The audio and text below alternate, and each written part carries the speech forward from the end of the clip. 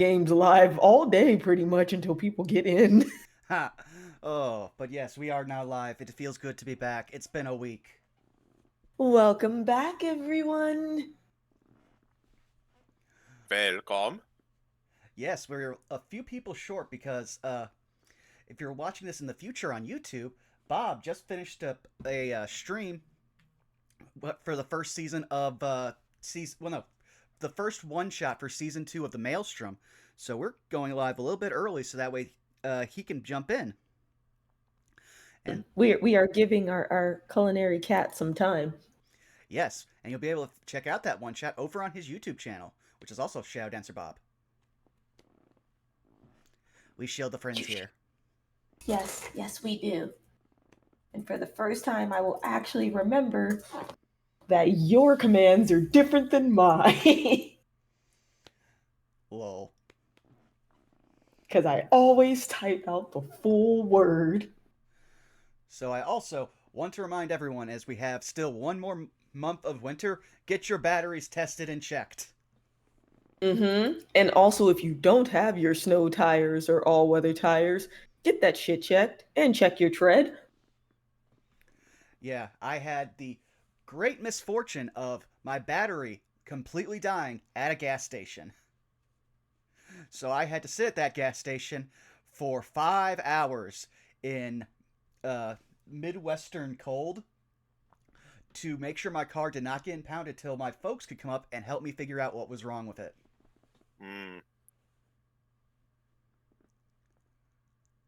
Sad that happened. Very much so. Oh, still though, I have some things I'm happy to announce soon, and so once we get to going around the horn, oh boy, am I going to say some things. Oh? Oh yes, this is what that's. For instance, this is the thing that I told you when we didn't have Wizard Sibs plays this week. Oh, snaps. Also, Bob, thank you for the raid. Hello, everybody. We're still waiting for, well, Bob, as well as our DM and our Bard, so we are kind of vamping right now. But for those who don't know, this is our bi weekly Strixhaven game, where all the characters you see on the screen are having a wacky time at a powerful wizard academy. And anytime we leave, we get attacked by something horrible. Yeah, that's kind of on brand. It is. Oh, yeah, that's right. You don't have that one. There we go. Oh, but yeah. Let's see here. Let's recap.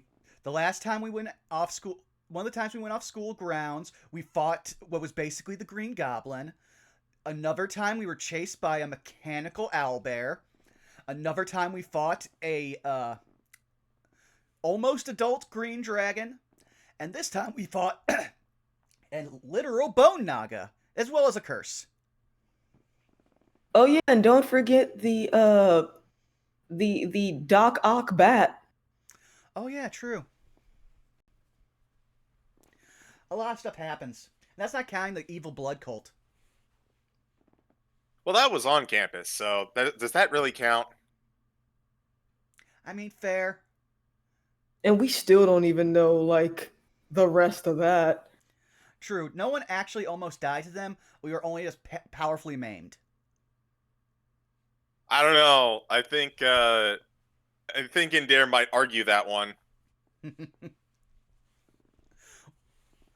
Oh. Oh, I also forgot about the giant iron octopus. Compared to everything else we fought, though, that was actually kind of tame. It was just hungry. It didn't actually have any malicious intent. It was just hungry. Oh, yes. I was never more happy to have taken that feat that lets me cast multiple concentration spells. That thing failing on slow and hasting Bob. Oh. You love to see it. Don't you? I just wish I didn't have to wait till level 10 so I could get another meta magic option. I really, really want Subtle Spell. Why I Yo. am Oh, go ahead. No, I was just gonna say I picked up Ah, there's the man of the hour. Welcome. Hey, how y'all doing? Uh, we're being energetic to compensate. Yes. We've mostly just been going around, we're reminiscing our various traumas from this game. Yeah, that about sums it up. No, but I was about to say, Subtle Spell is extremely conditional, but also really good when you, in one very prominent and likely to come up scenario. And it's not stealth. It's actually during mage fights. Counterspell. Exactly. Can't counterspell what you can't see is being cast or hear. Well, I also like it because it works for background reasons for Daedalus, because I'm flavoring that Daedalus, he's learned how to use sorcerer's abilities from watching his 3 sorcerer relatives. So from his big brother, who is a storm sorcerer, so thus has to constantly change the types of his spells so that they will actually work with his magic, he learned how to transmute spells. From his sister, who's incredibly impatient and works with animals and needs split-second decision-making, he learned Quicken Spell. And Subtle would come from his mom, who, well, she may very regularly abuse magic in negotiations. Oh my. Side note, just because you mentioned Tempest a bit ago, I think I would like to do the thing where Call Lightning, you can just do that no matter where. There isn't a 100-foot ceiling, and I'm definitely not biased because I'm a druid. Yes, I was looking at Tempest Cleric the other day, just like casually thumbing through a build for shits and giggles, right? And I was like, damn, there really just do be nothing for them to make use of their channel divinity, which you are unfamiliar.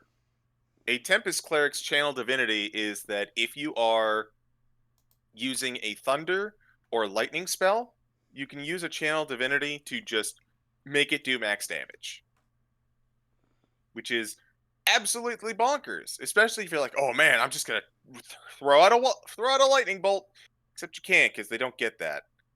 They get called lightning instead, which is better in some ways, but is not on-demand lightning bolt max damage.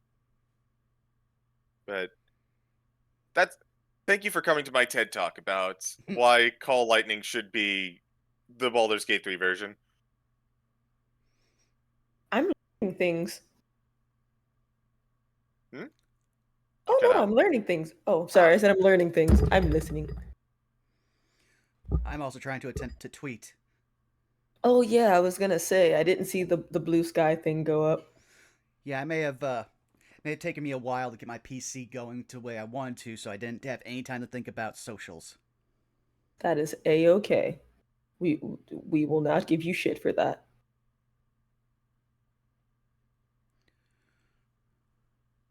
There it is. Okay. Oh, but yeah. Also, I may have been talking with some people that were kind of like saying that we might start up a game, but we're still in the very early time. But they wanted to start up a pre-built module, and I won't say which module because I'm not going to announce it yet till time for us to start talking about streaming. But it has fixed milestone leveling in it, so the highest we can start is level 2. I actually had to have a talk with one of the people in the game. They were like, "Wow, I guess no one's picking Marshall." I'm like, because 5e has specifically been designed to what's the word for it?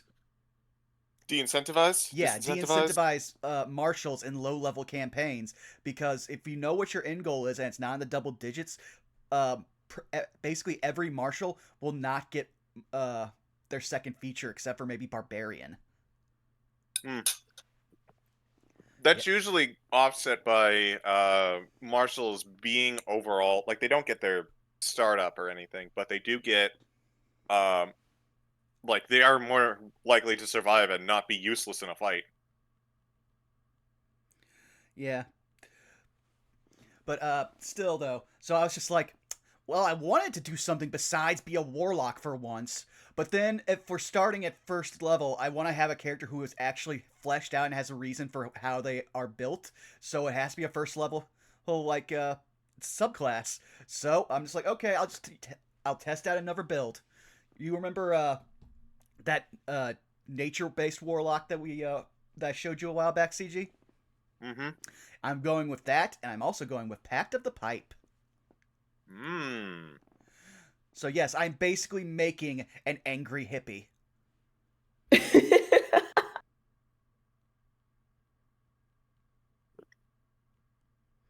I was not prepared for that sentence. I'm glad I got more of a laugh out of you than when I sent it to Citric at like 11 o'clock at night 2 nights ago.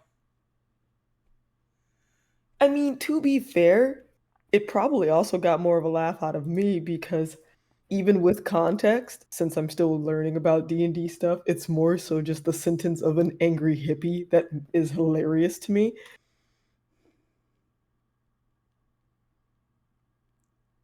Also, we have been told that our DM will soon be joining us, so soon you guys can have some lovely D&D time. You mean apart from the lovely D&D time that they already had? True, There's also this. I'm trying to keep them glutted on it. This is There. the Oh boy. I just had to stand up and walk off because I have not moved in 4 hours. Yeah. I And don't blame you. get this, I scheduled everything for 2 to 6. And the campaign ended right at 6 o'clock, which is unheard of for me. I was incredibly impressed by that. My players had to make a very hard decision.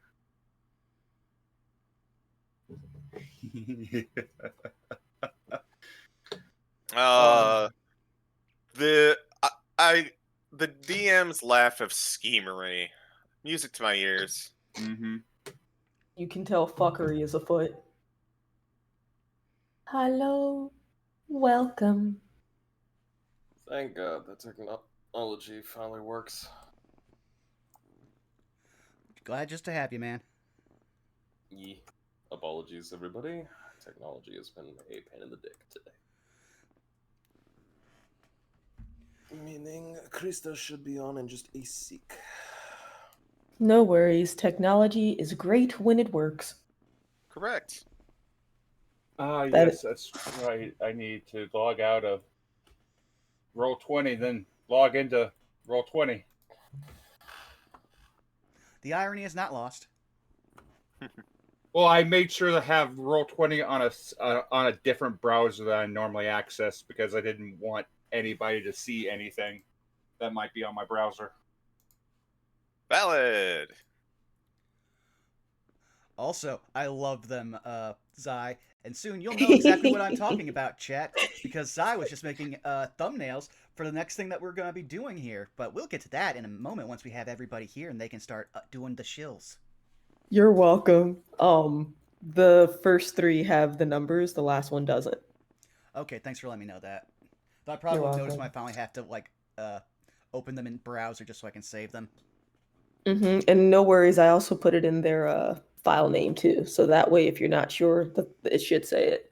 Assuming I didn't fuck that up, but I'm pretty sure I didn't. You are, as always, too good to me, Zai. Shoutouts to Zai. Oh no. I will say I very much like the dynamic on the thing that was being made. I like it. I dig So it. do I. I told Bun that was so on brand. Oh yeah, no, like the best part is I could just give them a basic outline of what I think would be a regular situation if they were in that world, and every time knocks it out of the park. So you should probably go check Flustered Bun's Ko-Fi, which is linked on their Twitter, and I believe we might also have a link here. Yes, we do. Because I add commands to shield beans. Oh yeah, and for those who want to know, Flustered Bun is the one who did the original party art for all of our characters, besides the one that you're seeing right now on the BRB screen, which is done by Caitlin C37, and then the bottom art, which was also done by our good friend Krista, who plays Belky. Yeah. Yee. Who we will also shill, even though they say don't shill, because there's much to shill.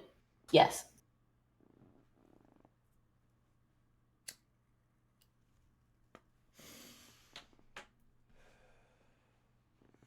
Ugh. Yeah, Bubba. I tried. I tried real hard. That's the one thing.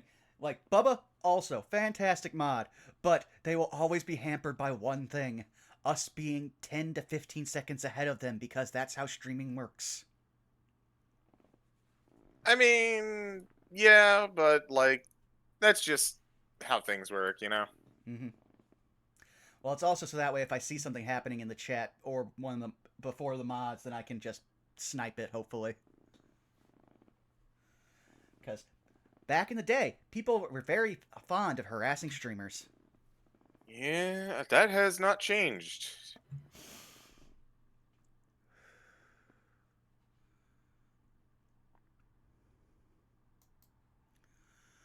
Oh.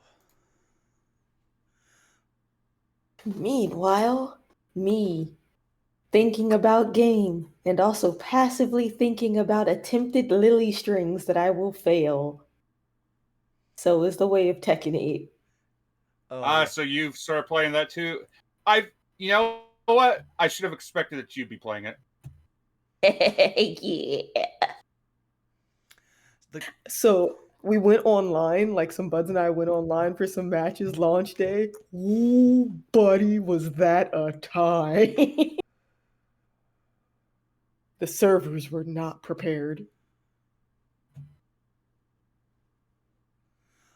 So every time anyone ever tells me about what's it call it, Tekken, all I can think is commence the juggling. Indeed. That, Soul Calibur, Dead or Alive, technically any MVC game, although it's a different sort of juggling. Oh yeah. Get them in the air and then pray. Oh, Marvel's a different beast. I wouldn't call that juggling, just more like we're going around the world. It's like technical juggling. Like you have to be more technical with it, if that makes sense. Hello, friends. Welcome. Hello, Oi, Krista. Krista. Sorry, I was stuck in the bathroom. Oh, you're fine. You're fine. We were just vamping. My computer's still turning on, so I'm on my phone right now.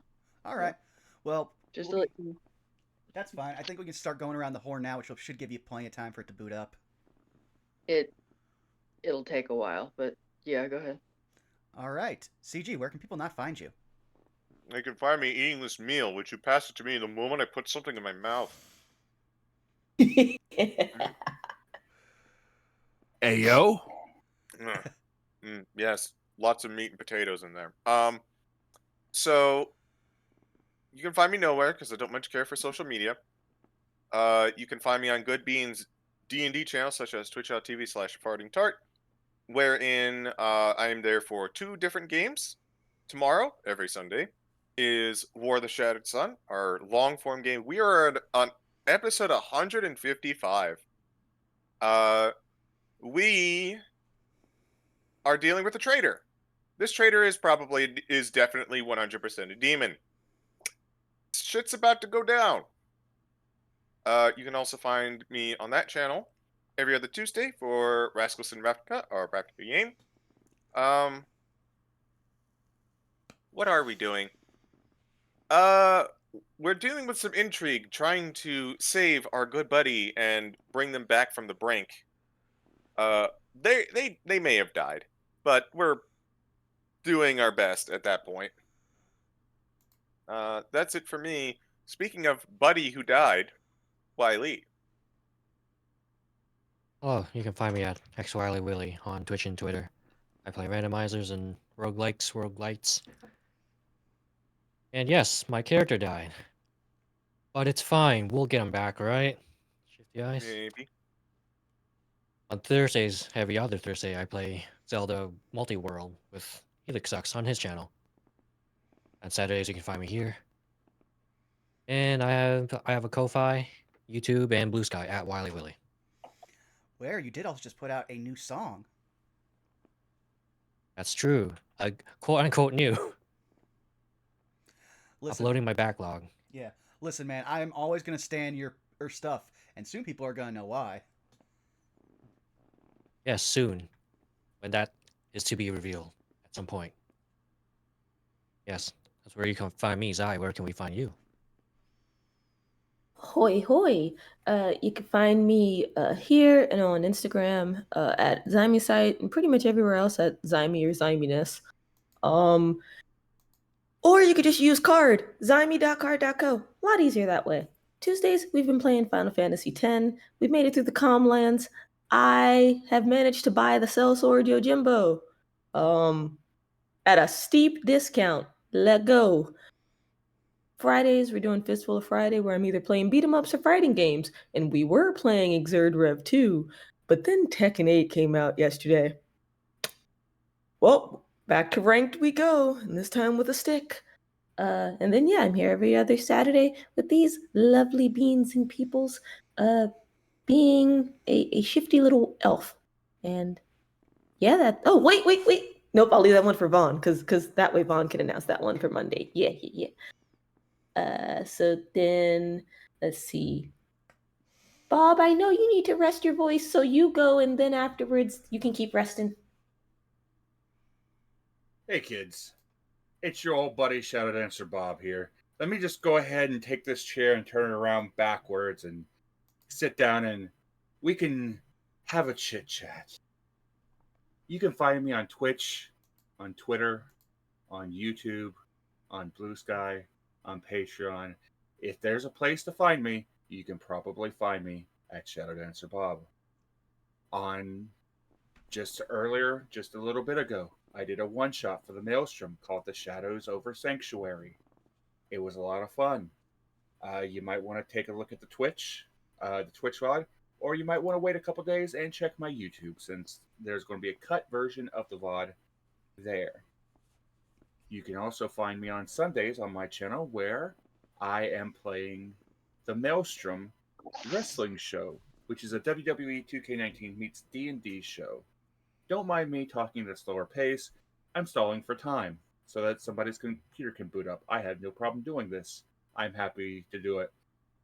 On Mondays, you can find me on twitch.tv/LennyPator, where I play Daenerys the Tabaxi Wizard, for hopefully the return of Roll With Me.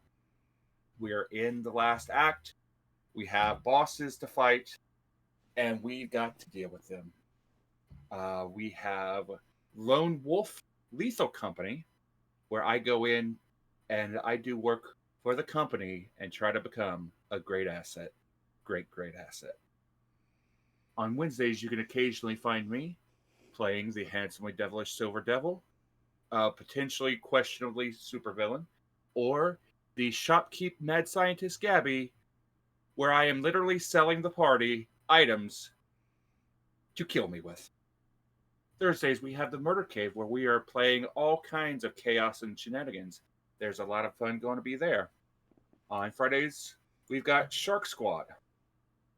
Shark Squad with Arkoff, Lanny Pator, Caitlin Elizabeth, Miss Boobs and Falrog, and myself. Who knows what we're going to be doing? It's going to be a lot of fun. There's going to be screaming, and there's going to be chaos.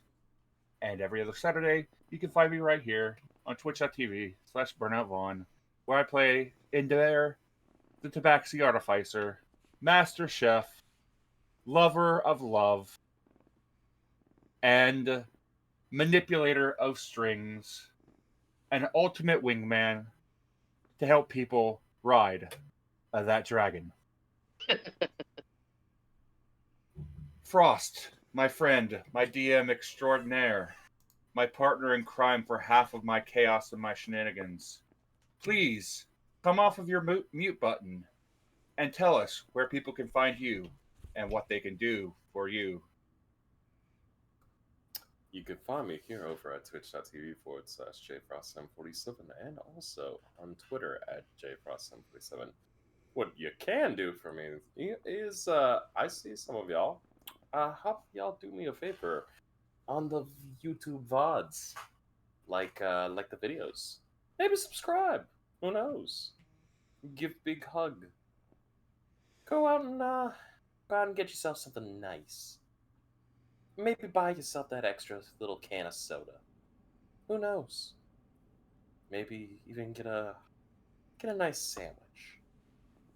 But other than that, catch me over at twitch.tv/FarningTart. Every Sunday, every other Tuesday for our War of the Shattered Sun and our Rascals from Ravnica campaign. You can also find me here every other Saturday for our Saved by the Spell campaign.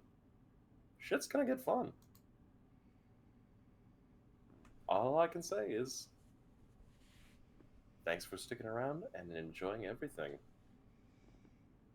Who has not gone? I think it's just me, honey. Oh, I have a kid. Hello, everybody. I'm Spoiled Chestnut, also known as Krista, and my computer is still booting up, so I'm on my phone. You can't find me anywhere but here every other Saturday, and that's kind of how I like it. Yeah. Vaughn, Vaughn, you've already went, right? Nope, but I was specifically waiting to go last because I got something to announce. Okay. Yeah. So, coming in a few weeks, I want to say it's the second week in, the third week in February, we will be starting our next long-form campaign. That'll be bi-weekly on Sundays here with myself, Xanalis Grimm, Melon Lord, and Citra King, DM'd by the very talented Tix Dixel, who ran our Ravnica game.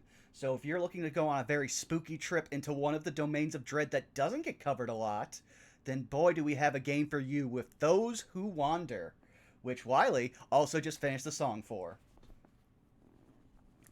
But aside from that... Spooky. Yeah.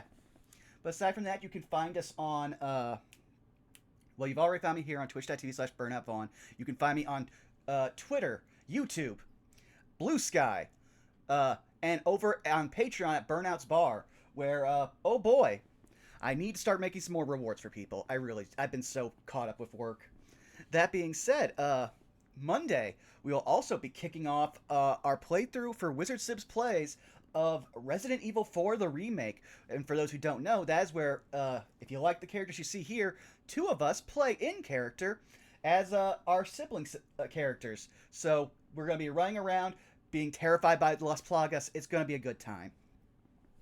And then finally, next week, we'll have the return of No Love War Extra, where we will possibly finally finish AI the Somnium Files Nirvana Initiative. But we still have not broken our streak. There's one in every episode! Why can't these people stay in one piece? Oh. But with that said, it's time for us to listen to Wiley's lovely theme song. And I will do that right now.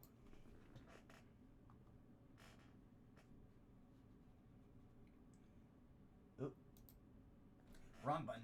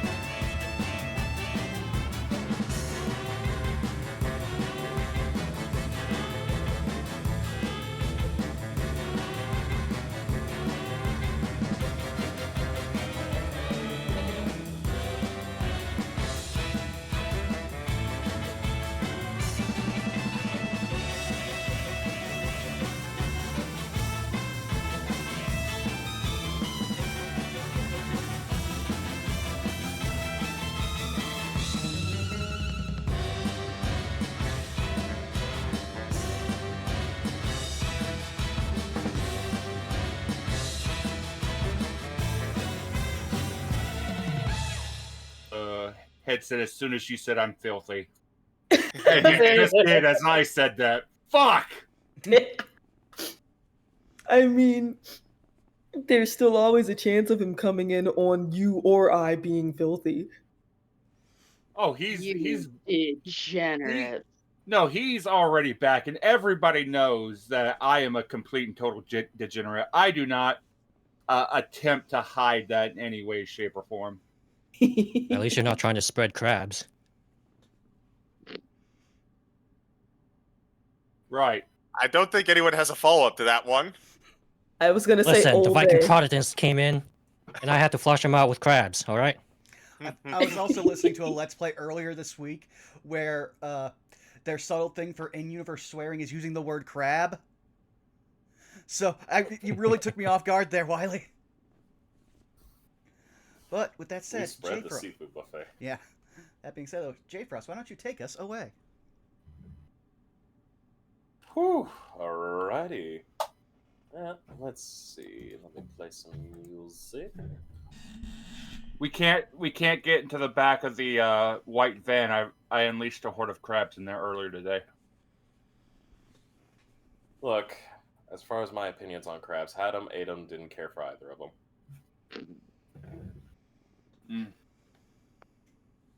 Let's see. God, wow, I've got a lot of music here. Yeah. Ooh, gotta sit and remember to use that one. But for right now...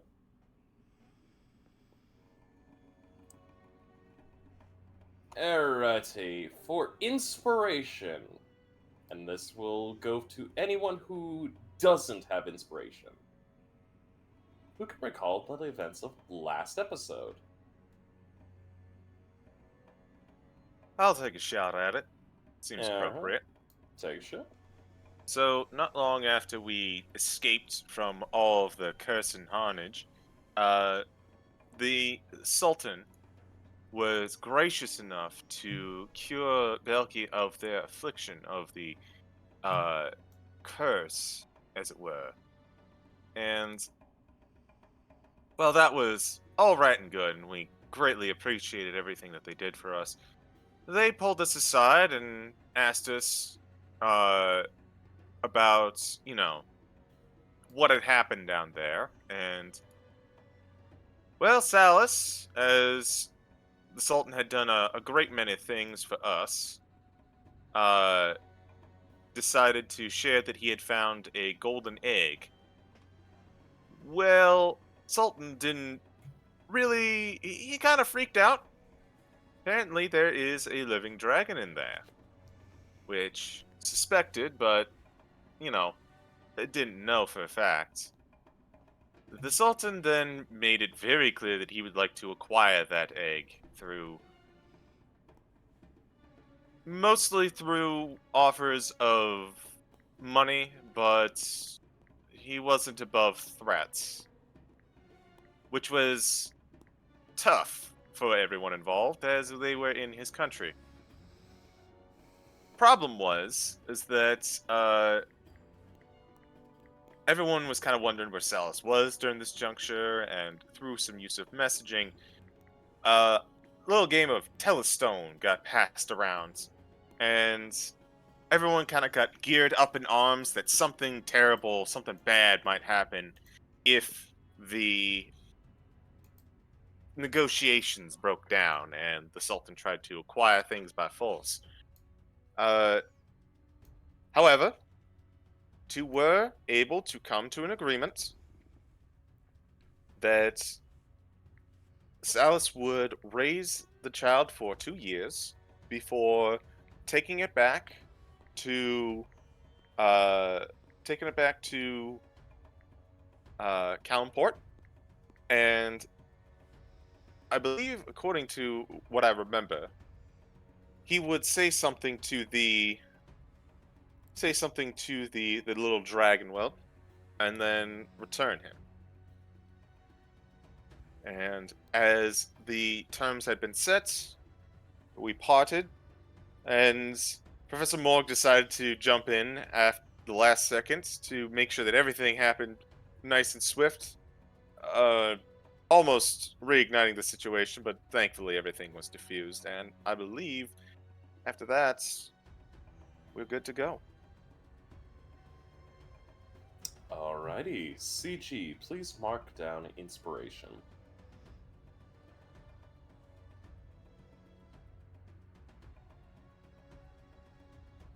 Good job. Good job. So, we pick up where we last left off. The party is currently alongside the entirety of the school field trip group being escorted back to the city of Calimport. And with that, you all will be moseying along nicely aboard your beasts of burden, whereas your escorts, the Palace Royal Guards that arrived alongside the Sultan, are predominantly on their own beasts. Some are on camel, some are on horseback. The Sultan himself is upon a very elegant equestrian. His horse looks like it was bred for being able to traverse the deserts, no problem. It's definitely somewhere between workhorse and warhorse. You all will have received a nice bit of water, some drink. I would say you each get your own personal creature to ride upon. However, I do believe one of you is riding alongside or on top of the Sultan's own beast. I believe so. Mm-hmm. So, with that being said, I would say it's approximately maybe 2 hours into the ride. Everyone's gotten at least a nice bit of rest. I do believe we had a... God damn it, Wiley. I see what you typed up there. We were all thinking it. Yeah, we were. The trip just started. That's not going to happen yet. Mm-hmm. I mean, No, that's later.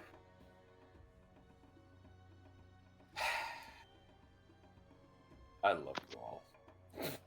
But sometimes I want to just pour some water on you. But yes. I would say it's been at least 2 hours into the trip back to the city. Currently, the Sultan has had everybody kind of take a short rest into a desert oasis. Currently, the guards are setting up a perimeter ring around the vicinity. You all kind of are getting a chance to cool down. The oasis is big enough to grab things of fresh water from.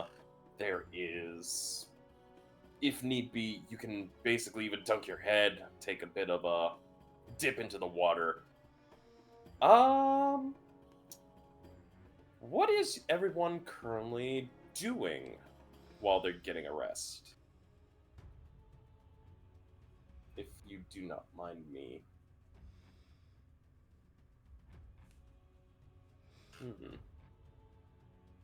I think Salus would be doing one of two things. He'd be probably asking the teachers or the Sultan, one of the two, to try to get an idea of proper care for a dragon egg. Maybe not the teachers probably wouldn't know immediately, but I figured that they might know someone on campus who I could talk to as a more immediate contact outside of the Sultan. You know, obviously, the Sultan is going to, I assume, provide some info for me as well.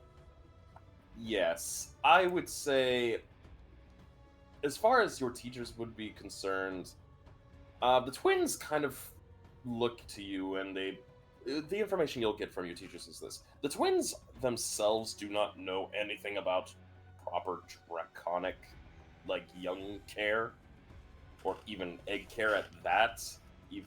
due to the fact that, personally, they've never even attempted it, Professor Flametongue herself is a little bit on the skeptical side.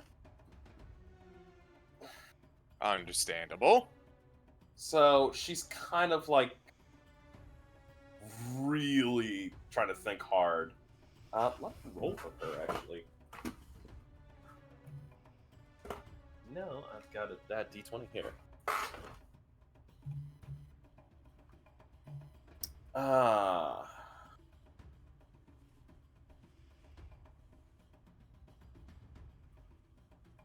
Like, I know I could probably go to our veterinarian froggy professor, but I'm not sure if that would exclude be in their wheelhouse.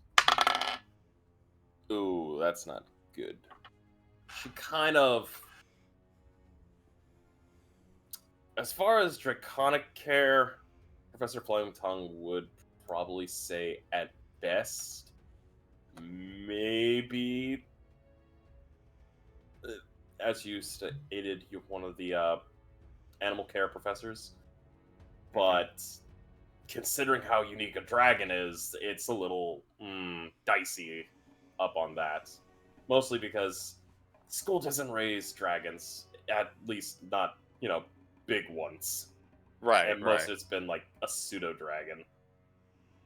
As far as the Sultan's concerned, he kind of does like. Let me see how well he does in terms of. Let me roll a parenting check. Parenting check. Okay, interesting. Mm-hmm. So, the Sultan kind of does actually have some information. He basically recounts his upbringing, at least when he was a wormling. Mhm. He goes and looks at you, Salus, and he goes, well, let us see. You want to make sure that they have proper food. Normally, you're about feeding 20 pounds of meat a day. That's chunky, but I think I could get away with it. You're also wanting to make sure that they have a nice soft bed to sleep upon. Preferably, you want to cushion it with a bit of coinage. Just so that way they get a head start on hoard collecting. Uh-huh. Best bet would be to get copper coins and work from there. Silver is appreciative, but you don't want to spoil them too much, especially if you start going into gold. You want to save gold for when they're more maturing in. So around 6 to 8 months. Gotcha. You're also going to need to make sure you have not too many destructible items around. Otherwise, it'll start encouraging a more destroyer behavior. Good to know. Though I've heard that that's something a bit universal for all small children. Mm-hmm. You also need to make sure that plenty of liquid is available. Water is the most appreciative. You don't want to do any alcoholic drinks. Just does not mesh well with the gastrointestinal. Well, myself, for that matter. Mm-hmm. What else? Ah, yes. Bathrooms. Whatever you have as a bathroom is not enough. Mm-hmm. The Sultan kind of recounts how, for blue dragons, they kind of have anything. Like, the entire desert is kind of basically one giant, bathroom in some senses. Yeah. It is basically a litter box. He kind of breaks it down where it's simply, it's like a cat, almost. Except with projectile weaponry coming out of its mouth. Uh-huh. Can Belky chime in with something? By all means. What are you hoping to chime in? Oh, she would remind Salus of something that the Professor Shrub had said. Yeah, so, Sully, you're gonna have to remember to collect all them baby teeth, because if somebody starts putting those in the ground, that's a problem. The Sultan actually will. Let me see what he knows about that. He actually knows something. Oh yes, you do not put dragon teeth into the ground. Well, actually, don't put dragon teeth in the ground with a certain ritual. Otherwise, you're going to get very ugly problems. Though I imagine you could probably sell the poop to Professor Shrub for probably a mince. I don't Uh, know anything about, growing plants or that, but I'm pretty sure that's some decent fertilizer. I'm just gonna go ahead and I'm just gonna say I'm gonna do my best not to profit off of this small child. I mean, it's a mess. The only thing that you could do is to sell it.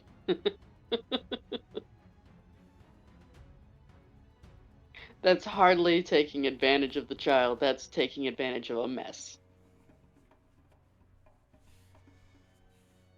Plus, if you feel bad about it, just give the dragon the coins.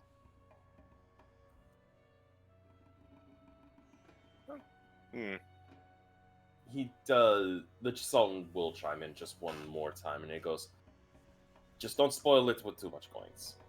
No, no. I think I'll probably take your advice with copper and then maybe a silver too as a treat.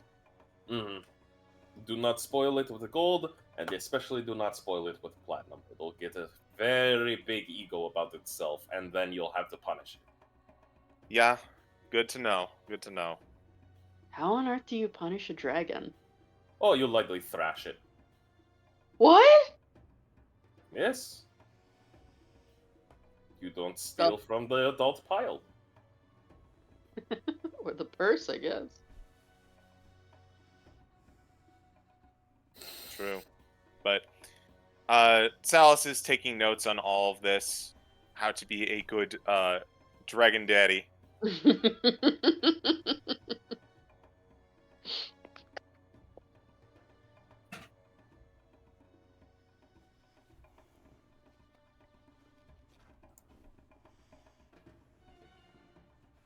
I think that's more or less all he do. Oh, he did want to know egg care as well, but we can just kind of lump that in. We don't have to roleplay that. And then he would absolutely take a bit of a rest because he has been up all night. Yes. So take a bit of relaxation. I'll give you about a short rest worth of relaxation, just due to the fact that. Hooray! What about everybody else? What are you all currently? Are you any of you getting any extra water? Are you taking a quick dip into the oasis? Maybe stocking up on supplies. Well, given how long a road trip it is, Daedalus is about 90% the way through his trance. Okay, so the real question is, are you still on your camel?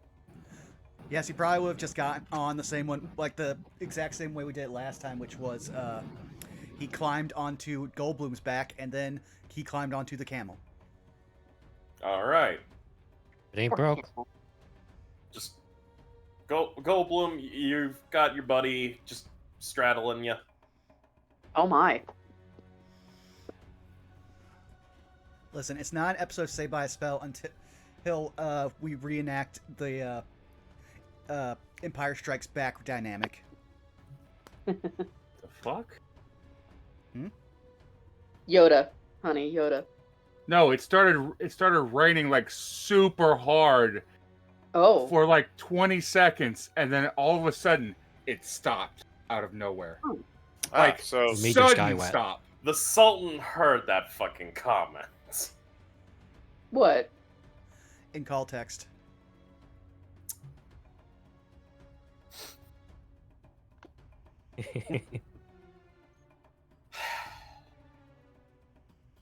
But alright, so Daedalus is just currently riding on Goldblum.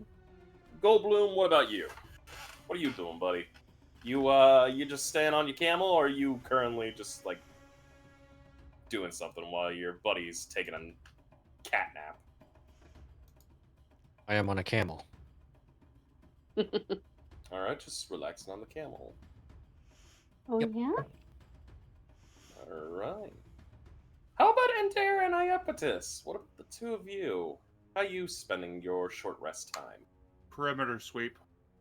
Alright, doing a perimeter sweep? I can get behind that. I will ask for Iapetus before I ask for a perception check. Doke. Iapetus is probably, since her camel mate is riding with the Sultan at the moment. Iapetus has probably refilled some water, just in case.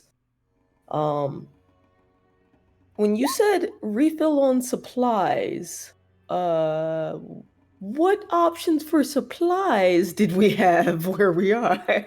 Considering the Oasis, I would say maybe a little bit of kind of with any desert plant life. Something from the trees located here, maybe a bit of like a little bit of a sweet like desert fruit. Yeah, Some leaves, some foliage, just in case you need like a little bit of mesh. I think it would be fun to see if maybe she can try to find a kind of like souvenir of the Oasis, like maybe like fruit or something, but just a quick check to see if there's something that she could have as like the equivalent of a seashell, but the Oasis. Roll me a survival check. Okay. Boo! Oh. 7. I don't hunt anything. You're kind of looking around going, oh, maybe I could get something here. And as you're looking through, you're kind of just seeing, like, desert grass. A lot of desert grass. Well, she'll kick a little sand gently, not towards anyone, and probably so that she doesn't get like left behind or anything when it's time to pack up, just hop back up on the camel and start taking some notes. Specifically, trying to recall what she can from the books that we found about the floating cities and such in the journal. Alright. I will say no problem. You'll be just reading through. Ender, with your perception check, you would see, like, the occasional, as you're kind of sweeping through, the guards definitely keeping at a tentative attention. There is some bits of, like, movement in the sand, but all it takes is, like, a guard kind of jabbing into it a few times to kind of bring out the occasional scorpion. Not, like, gigantic scorpion, but yeah, like moderate size, kind of like, you know, like something that would fit into your hands. There's a few like desert tarantulas here and there, but as far as like anything major, the only thing I'd say you probably would see that would have been major would be like vultures. How far away from the Oasis? At least a good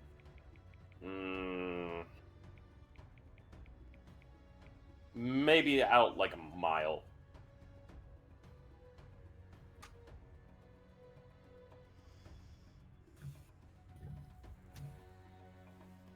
It's definitely just good one or distance. multiple?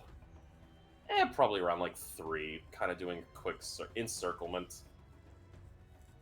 Meaning that there's probably like something that may have died out here, or something that's got its attention. Mm-hmm. He pointed out to one of the guards. Looks like something's either dead or about to die out there. I see 3 buzzards circling about a mile out, at least. The desert is a cruel place. But that is the circle of life. And one of the guards just kind of like walks over to you and goes, if anything, I would just stay clear. You don't want to get into whatever is being fed. Exactly. Given how barren the desert is, the last thing we want is to run across a big scavenger, especially if there's something actively hunting out there. Agreed. On top of that, let's just say, well, I hate to be whatever the fuck's dead.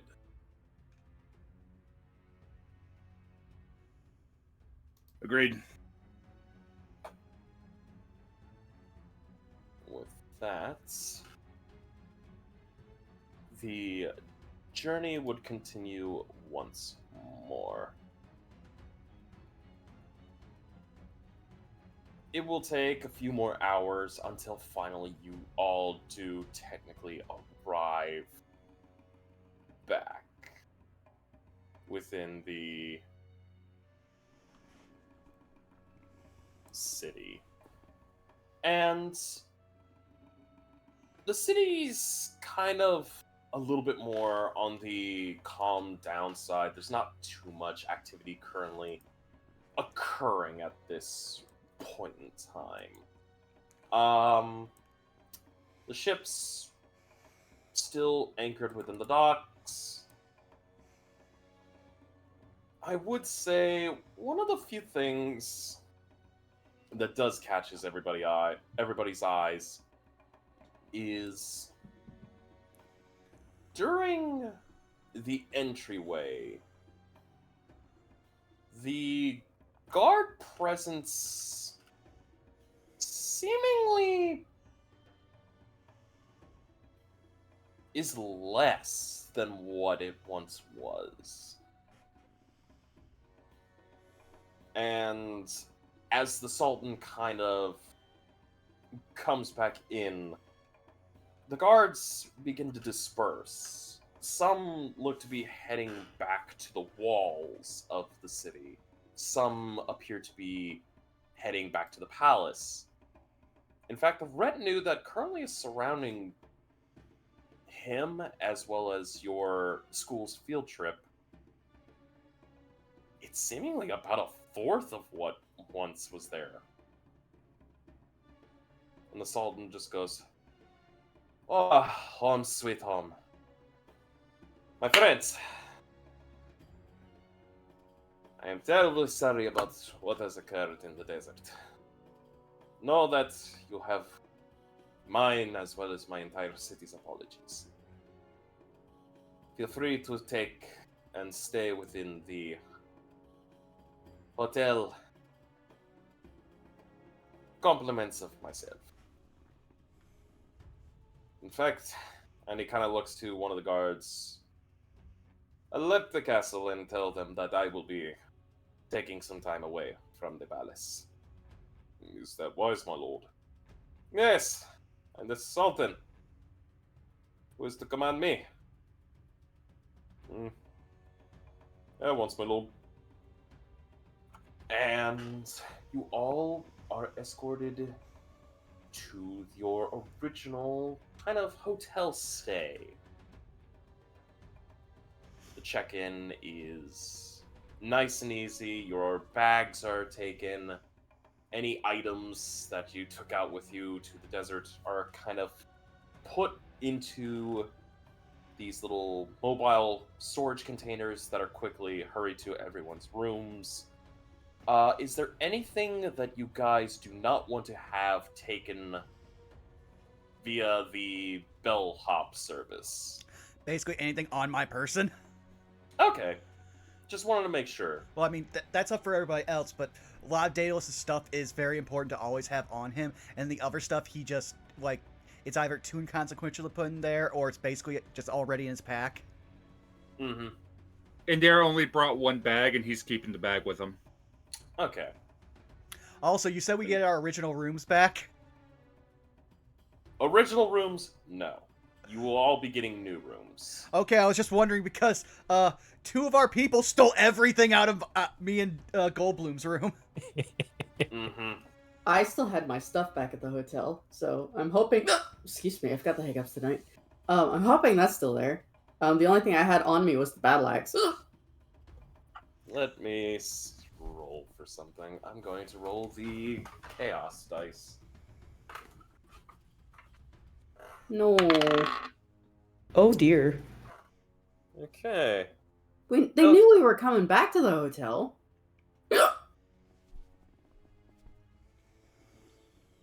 Belky, Yeah. your stuff has been moved from your Uh-huh. original room. Okay.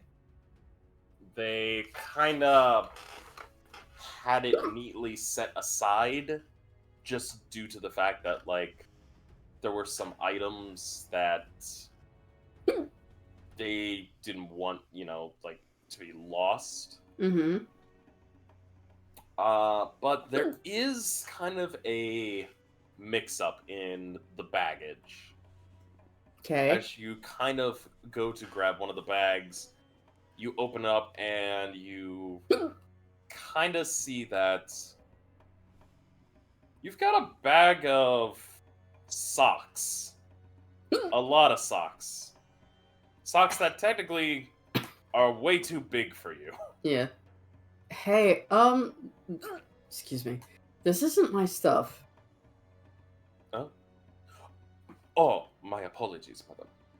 And the one bellhop kind of takes the bag and sets it off to the side and goes, let me double check for your bag.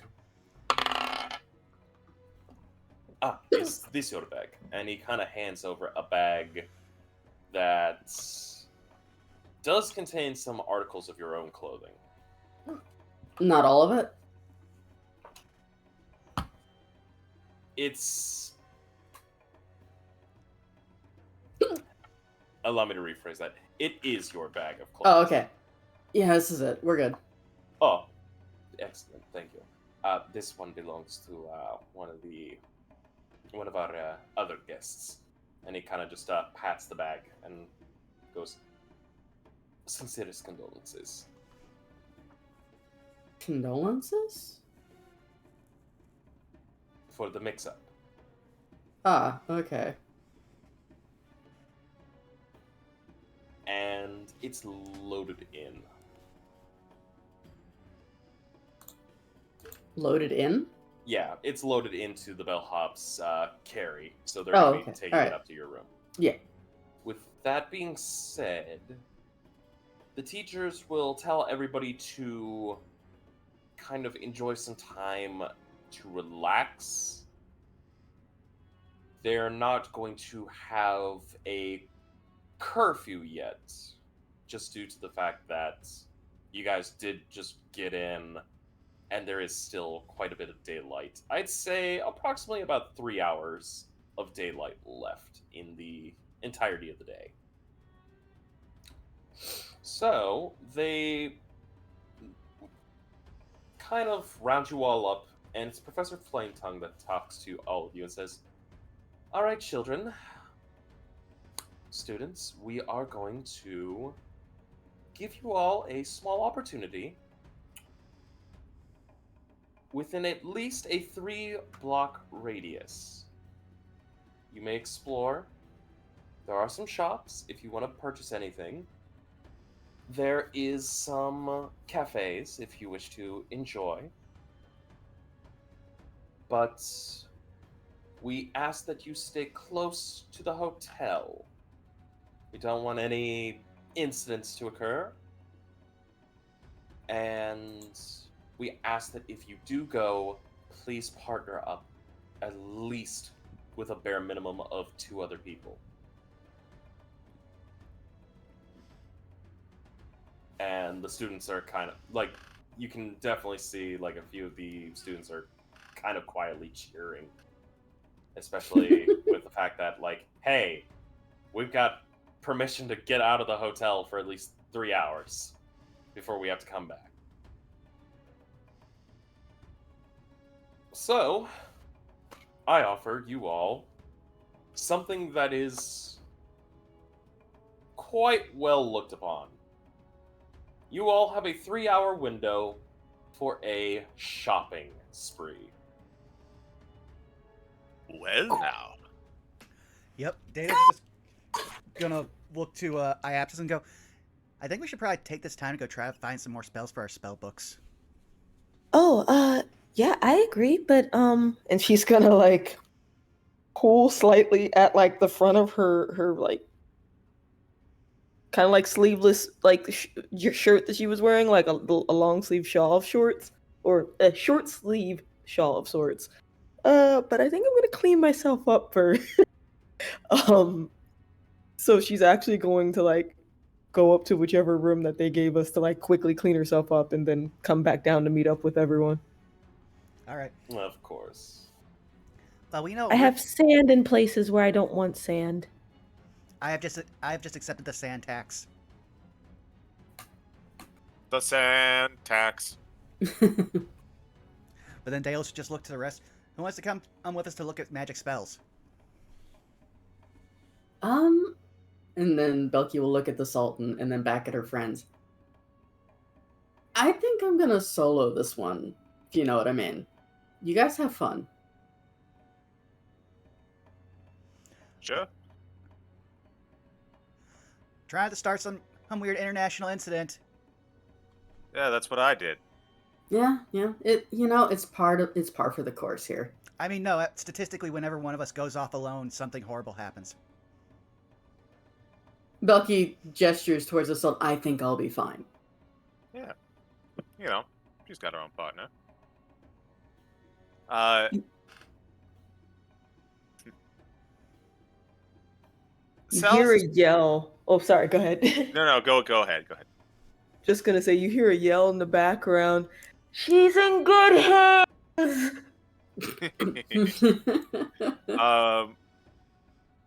Salas is gonna look on over to Daedalus and says, I mean, I ain't got no issue with running around, doing a little bit, but I have a bit of a request. Or at least something else to do. And he's gonna look on over to Indare. What's Indare doing right now? I'm tempted if Indare is even there or not.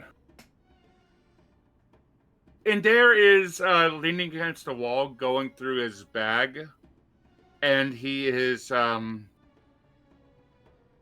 it looks like he's pulled out a bag and he's opened it up and he's counting through the bag.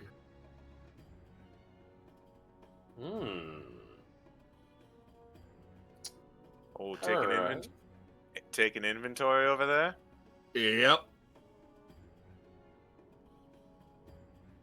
I'm assuming that everything's in place. Oh yeah, I'm just making sure that I'm making sure of how much I have with me before we go shopping. Fair enough. That being said, I do believe it would be an absolute shame for 3 hours. We only have so little time to actually spend in this city. Let's say we all enjoy some local cuisine. That'd be a good idea. I was thinking about potentially seeing about picking up some resources, some foods that we might not be able to get from anywhere else. Plus, there's something that I've been wanting to get for a while, and this is a perfect opportunity to do so. I think a shopping trip does seem to be in order, followed up by a touch of dinner. How's that sound? That works. How do you? I think we're... Go ahead. How do you feel about this, Goldblum? Down for it.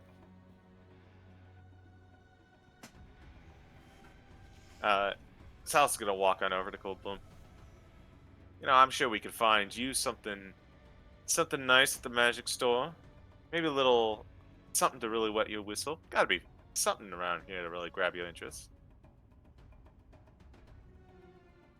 Maybe we can find a whistle for me to wet. Walk right into that one, but all right. That was good.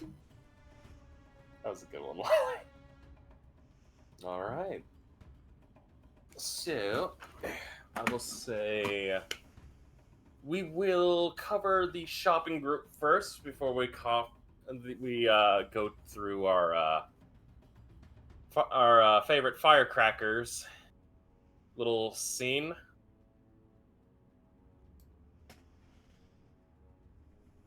So I would say it takes about maybe like a few minutes for at least Iapetus to go get a nice shower.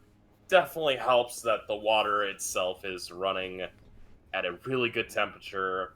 The soap provided, as well as shampoos, conditioners. Mm-hmm. It's really nice. It helps. Like, it's like coming back from a spa day. Oh man, I needed that sand in places. Ooh. All right, so going to magic shop, right? Did you guys decide on anywhere else you want to go? We were thinking about trying some of the nice places around nearby to potentially get something to eat. Local cuisines and all that. Eyes widen. I have been wanting to try the food here for a while. We had a great meal at the Sultan's place. Don't get me wrong, but oh, street food, so good. I may need your assistance as well, Iapetus. Oh, oh yeah. We're supposed to look for some ingredients and spices, aren't we? I've got an idea for that. I was hoping for your assistance with something else. He gives a little bit of a smile. She'll smile right back. Oh, okay. We'll Awesome. go into it just a little bit further on once we get there.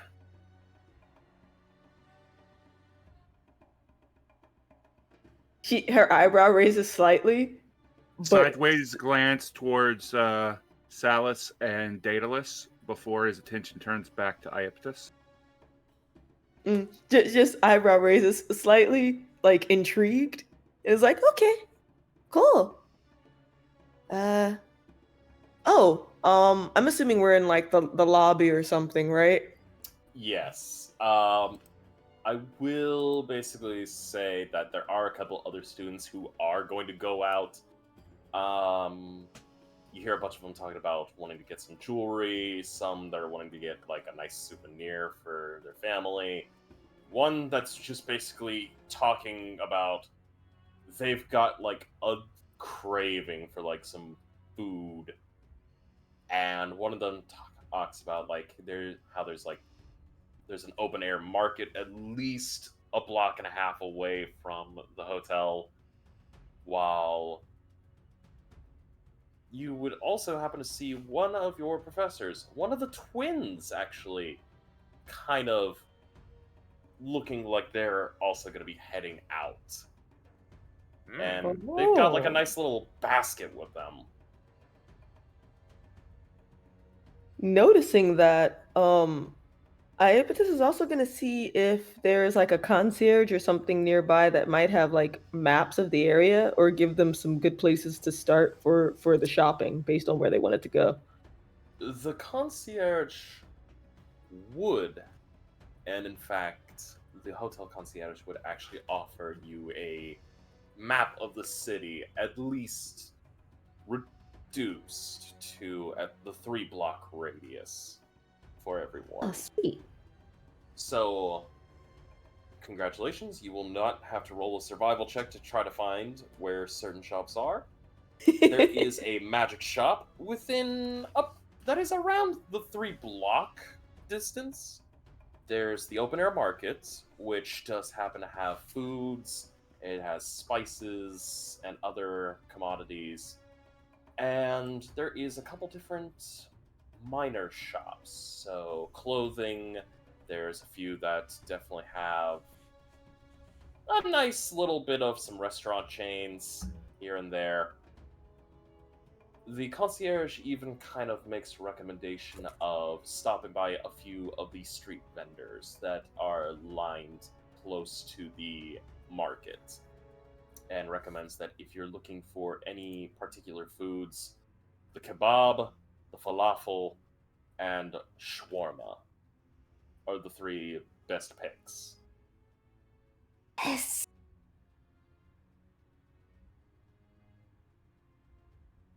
All right. Well, got some ideas here, and she will hold up the map with the circled places. That looks nice. Well, then let's get going. And she's like, she's excited and heading for the door. After you. You have the directions after all. Well, where do you want to go first? You guys wanted the magic shop, clothes, a snack? I said magic shop first because, honestly, I have over 200 platinum. I think I can afford just about any spell in there. That's fair. I'm also fairly certain that the shop is going to be the most expensive place that we go to, so best that we budget around that first. That's fair. Unless we happen upon anything in the open air market. Okay, let's head over to the magic shop then.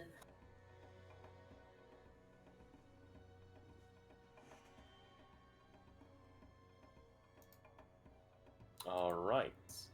So, we will be heading to the magic shop. You all will be able to head on over. Allow me to do a little bit.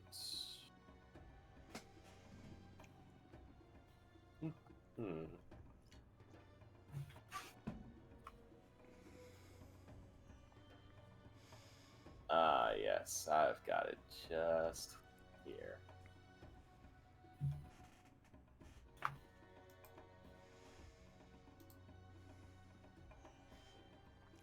Also, for the sake of ease, Frost, if you just go into party notes and check the pinned comments, you'll have a list of all the spells I'm looking for. Alright. I'm going to see what I can do, because I am going to let the generator take over for this one.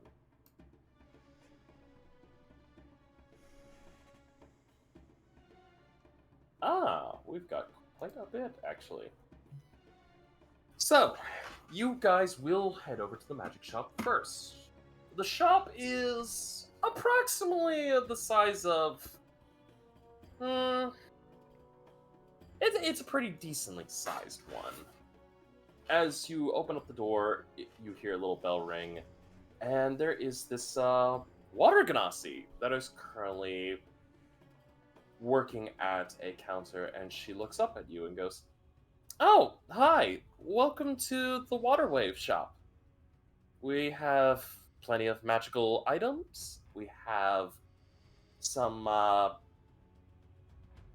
everyday essentials if you need it, and we also do some oils. How can I help you?" We would like to see your selection of spell scrolls, please. Okay, here, let me get a bit of... She will kind of go over to one side of the shop, and she will pick up a pretty big basket and kind of heave it on over. Alright, sets down. Anything in particular? You, anyone? This is just in-game. Yeah, I know. And anyone would see Daedalus like his posture immediately shift a bit, and he's just gonna out loud just go, "Remove curse." Remove curse, remove curse, remove curse. Da-da-da-da-da-da. I think I have one of those. Do give me just a second. Then she kind of goes through. In the meantime, while I'm looking for that, I do have a scroll of aid. I have a scroll of aura of purity. I have a scroll of awaken. A scroll of beacon of hope. Ceremony. Commune with nature. Control flames. Dissonant whispers. Firebolt. Legend lore. Light. Purify food and drink. Shield of faith. Remove curse. Dales's face is just slowly falling as he is realizing that there's almost no scholastic-based magic. Oh, I've got. Here we go. And she pulls out a scroll of remove curse. Yes, Dale just goes, how much? I mean, it's. She kind of looks and goes. 400 gold pieces. You will see him drop down 40 platinum pieces right there in front of her. Sold. Takes it. Ooh, thank you. Kind of takes it. Is there anything else I can interest you in? Kind of looks to the rest of the party. Spell scrolls isn't really my thing anymore. I'm more of a physical person. Okay. Physicality. Alright. I think I might have something.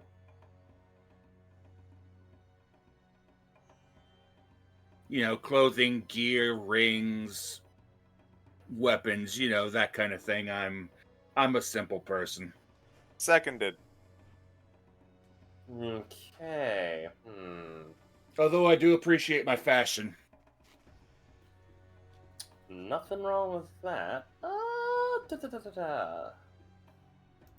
Let's see. I'm not much of a fashion person, but I'm pretty sure I might have something. Let's see.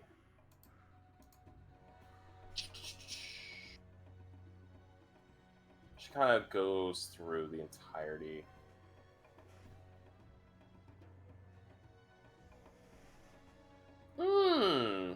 Hold on, I've got something for you all that you might like.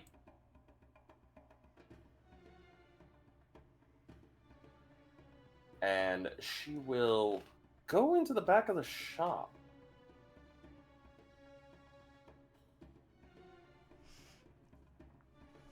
It takes at least a solid 5 minutes. And she does come back with 2 items in particular. She puts down, of these 2 items, what appears to be a wand. The second, she kind of looks around left and right and goes, alright, normally... How old are you all? Back home, I'm of maturity. She's going to insight you on that one. He is, I believe, Indara's 19, and according to his tribe, he is an adult. All right. If she can help, like if Ioptis can help, she's gonna say, "Yeah, we're all college age. We're actually here on a trip." Well, with a natural 20, she goes, "Oh, you're okay. Okay, so you're college." She kind of puts her fingers up. I mean, Can I insight her back? Yeah, go ahead.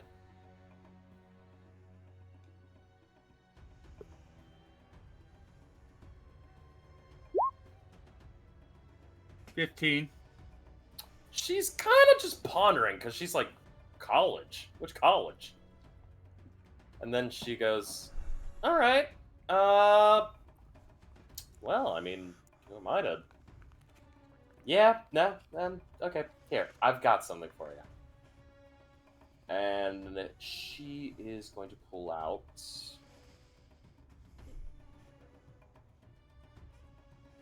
this beautiful sickle.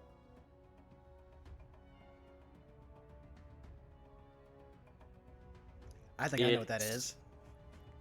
Kind of just like catches like the light that's entering the shop from the sun. And she goes, "These two items I keep usually as a bit of fun. Well, not fun, but the one's really good when it comes to handiness, and the other one is something a few of the arcane would enjoy. Either one of these catching your interest? One is a sickle. What is the other one? One is a wand. Well, the primary question is, what do they do? This, she points to the wand first, is a wand of the War Mage.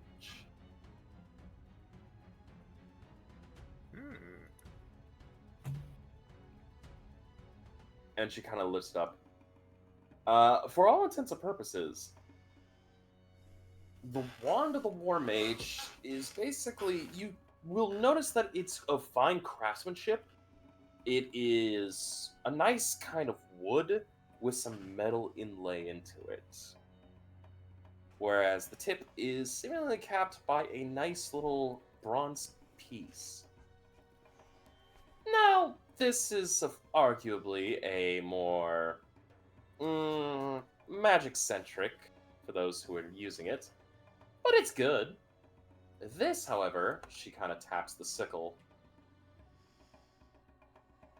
This little beauty of mine happens to be more for those who are trying to be aware of dangers near them.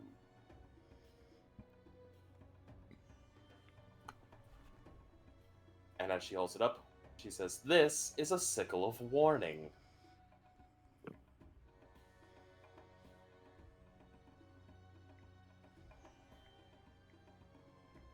If there's any threat or danger, it'll give you a heads up about it, as it can sense malevolent intent.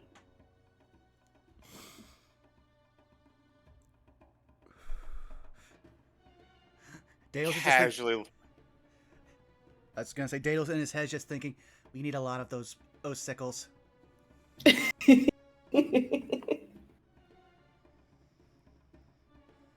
So Color- either of these catch your ID? I'll be completely honest with you. The sickle absolutely has my attention.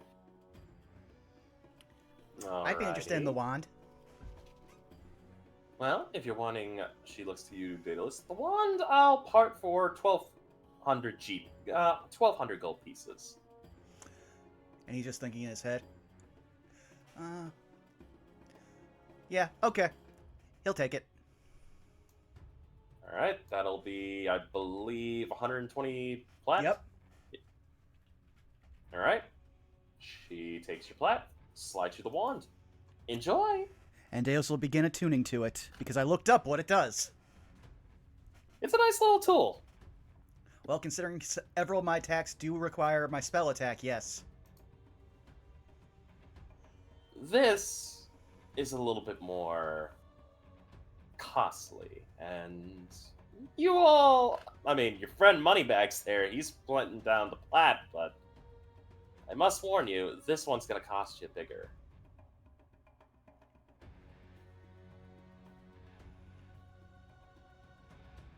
And she kind of How much are we talking? Well, considering it's of my own personal, choice, 60,000. I don't think we're picking that up. That is indeed a pretty penny. I can see why you cherish it. Well, I mean, it's kind of saved my butt on a few occasions. Weapons of warning are very, well, useful in this city. I mean, Especially if also, you go into the undersides. especially with you running an establishment, it'd be nice to know if someone was walking in with malicious intent. Oh, believe me, especially after the whole Civil War thing. Yeah, that was quite a thing, I've been told. Mm-hmm. It was not a good time. There was at least a third of the city that was practically labeled a war zone. I heard tell that it was from like a Afridi was the source of the cults. What was his name? In Afridi. I think so. Is that right? Above game, is that right? Above game, you are correct. However, Salas, do me a favor. Mm-hmm. Roll me an insight. I have disadvantage. 11. Even with an 11, you'll still get this. She kind of looks puzzled. Hmm. She doesn't know that it was an Afridi. You did mention that it was quiet. I mean, I remember hearing about, oh, what was it? Kasim? No. It was a guy who was waging war against the Sultan. Oh, that might be who I'm thinking of. Yeah, it was just... Never heard anything about an Afridi, but... I wouldn't be surprised if they employ the usage. He glances over towards, Indare glances over towards Salas. Man, I told you not to take the word of random passersby on the streets. They'll say anything to try to get some gold out of you. See, yeah, but it's always nice to go to a new place and, you feel like you give a little gold and you'll get the most truthful results. Thank you, ma'am. Now I realize I've been swindled. I'm sorry to hear about that. My sincerest apologies. No worries. It's probably one of those dudes who's just hyping things up for tourists. We certainly look the part. Kinda do, but... hold on, give me just a little bit. I'm pretty sure I could find something that might... what, your whistle? Speaking of which, does anyone want a whistle? And she kind of just pulls out one. I got a couple of these. Looks to Gold Blue. Look, everyone looks to Goldblum. Yeah, sure. How much? What does it do? It's a whistle, but it's a funny whistle, and she kind of, like, puts it up to her mouth, and she does the whole...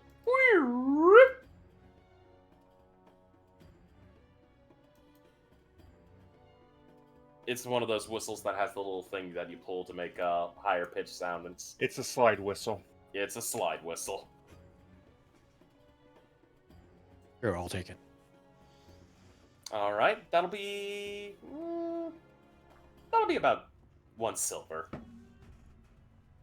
They'll drop 1 silver. She parts the whistle. Yeah, we had a couple of these from a festival a couple weeks ago. Couldn't sell enough of them.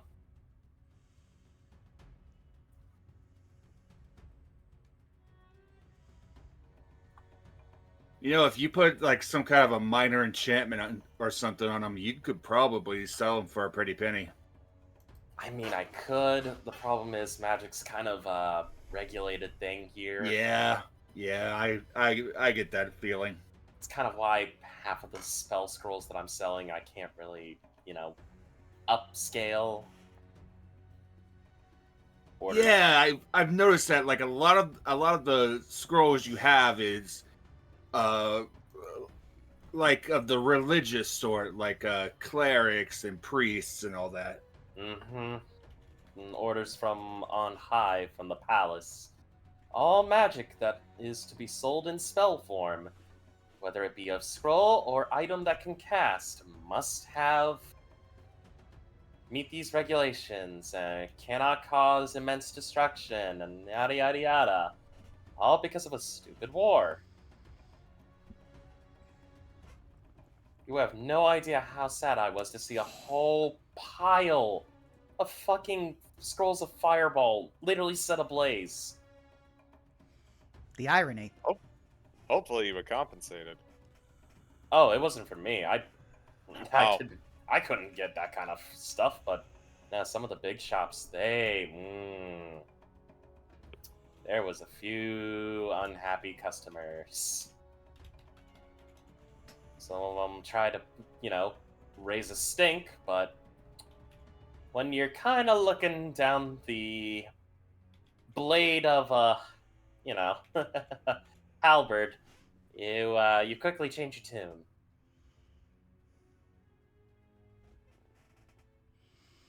Yeah, I've kind of got a feeling that you really don't want to mess with the Palace Guard or the Guard in general, especially around the Sultan. Oh, no. Oh, good luck even getting close to the Sultan. The man's usually around like 40 or 50 bodyguards near him. And of course, the regular guard you just don't want to get into a tussle with because, of course, it's Johnny Law. Oh yeah, most definitely.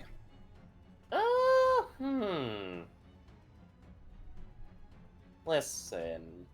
And she kind of looks you all up and down. Give me just a bit. I'm sure I can find something for you guys. Like, there's gotta be something that might get you all. Well, I appreciate your desire to go above and beyond for us, even if we're out of towners. Well, what can I say?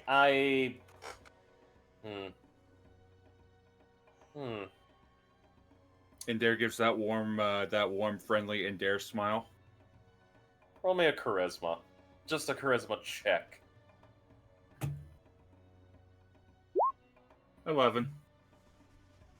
She kind of sees you and she's like, alright, I see you. Here. I think I've got one thing that I can. And she's going to go back to the back and kind of look in. Let's see, there's gotta be something. Ooh!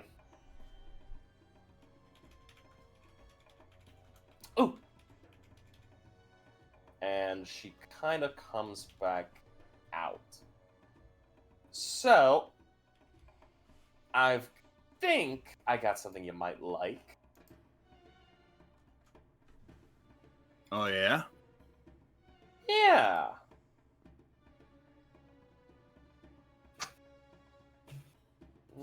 This one's basically kind of skirting the whole line.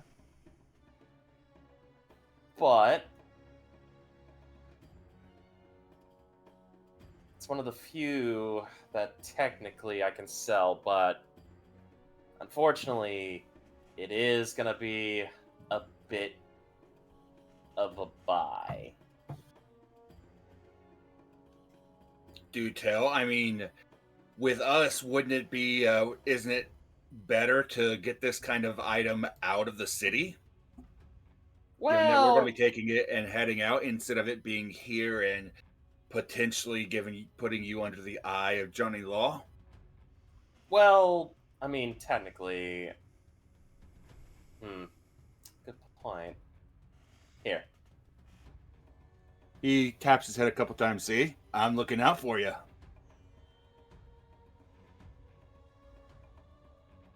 Seeing as how I'm not much of a...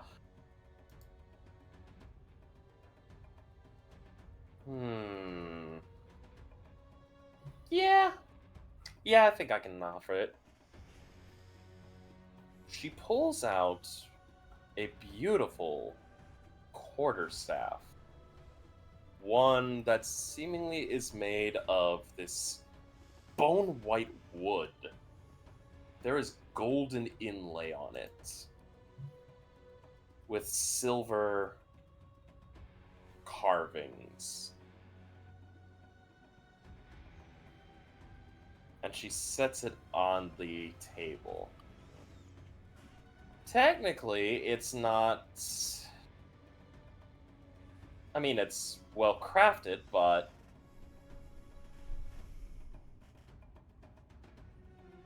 I can sell it, considering it's not casting magic. I mean, he looks down at it. I mean, it's just sitting there. It's not doing anything, so it's absolutely not casting any kind of magic at the moment. For shits and or giggles, Daedalus just detects magic on it. That is a +3 quarterstaff.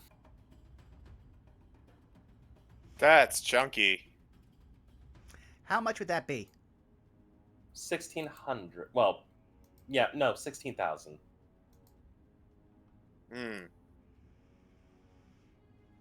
That's also really chunky.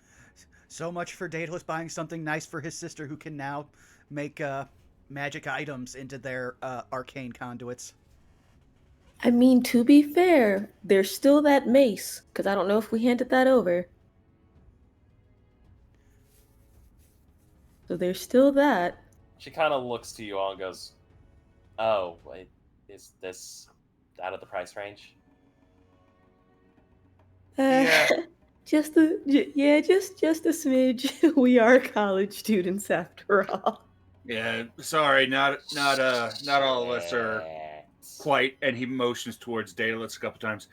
You know, not all of us are quite as well off. Hmm. I actually have a question for you. How can I help you? I know you mentioned some of the scrolls that you have earlier, but you wouldn't by any chance have, like, Witch Bolt or Featherfall sitting around, would you?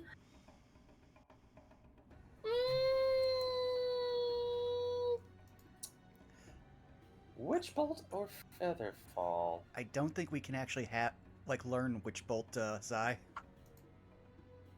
It's Wizard for classes. Oh, it does? Huh. And Yep, I'm reading. I checked. Especially because I don't know things often. So I was like, let me check first before I ask for a thing I can't use. She's gonna take a look through and let's see if she does have something like that.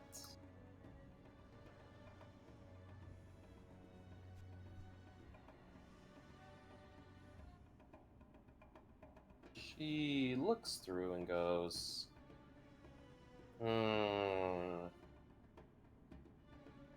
Fortunately, I don't think I've got something like that. Wait, hold on one second. Ooh, hold on. I think I might have something that you might like.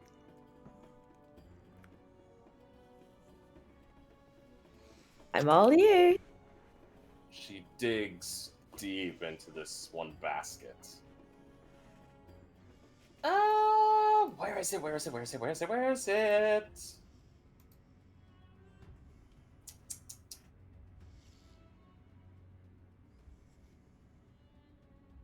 Oh, here we go.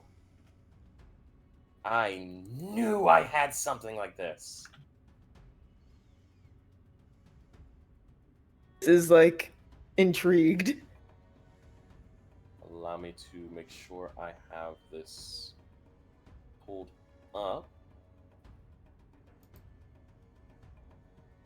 Game, she's been purposefully avoiding asking for anything too high level, given that they're in a place where magic isn't greatly looked upon. Well, no, it's only the type of magic we specifically practice. I've got two things that might help. And I'll even throw in a second item. She pulls out 2 scrolls. The first scroll, she lays down. This is a scroll of flame arrows. And she unravels it. In case anyone wants to, you know, deal a little bit of extra spicy damage to unliked creatures. Now, I'll admit, it's not that massive, but it's still something. And That is indeed.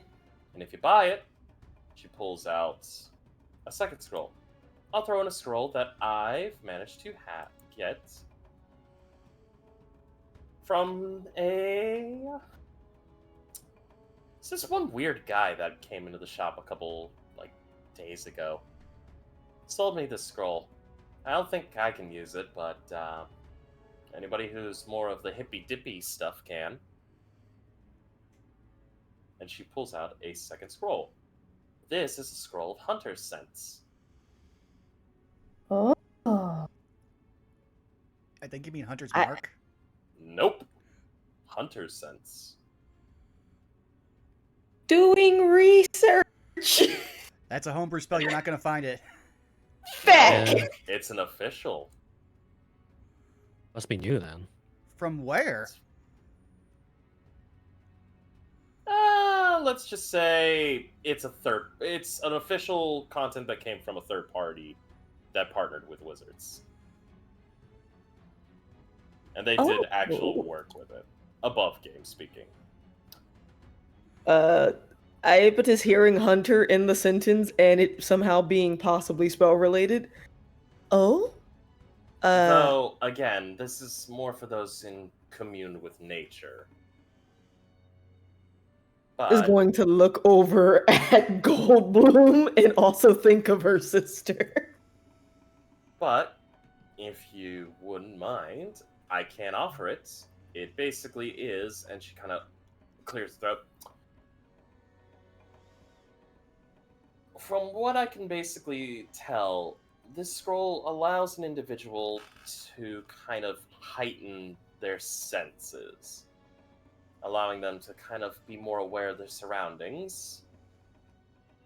Even the most minute details become more active. Above game, and I will clear this for you all. Hunter Sense. It's a divination cantrip.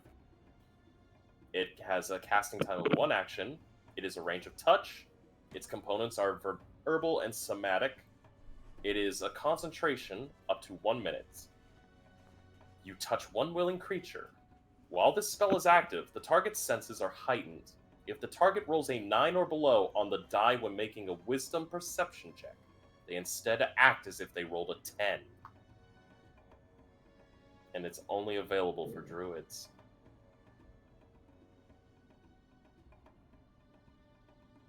So, how much would these go for? Because I would definitely love to get that flame arrow.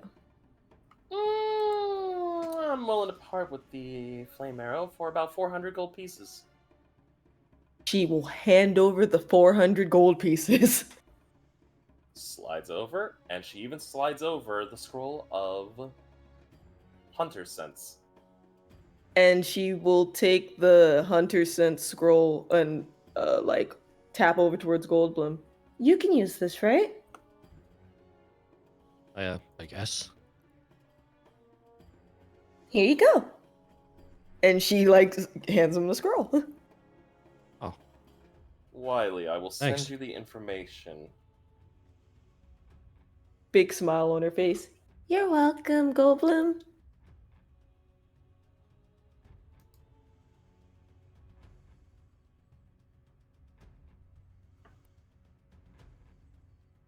There you go, Wiley.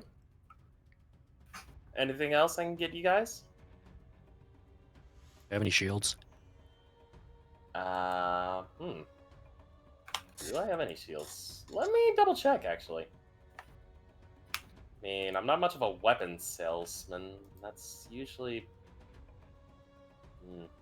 Would there be someone who would be more appropriate to deal with, weaponry and the like? I mean... All depends. If you're looking for, really good stuff, that's gonna be more towards the inner part of the city. Well, not inner part.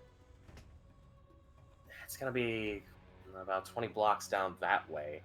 And she kind of points, and it is very far from where your hotel is. Yeah, so we wouldn't be able to make it to that. Yeah. I mean, there's always a chance at luck with the markets, but again, like, there's always some guards kind of looking around. So if you're looking for anything of extreme particular, it'd be more under the table, if you know what I mean. Nah, that's fine.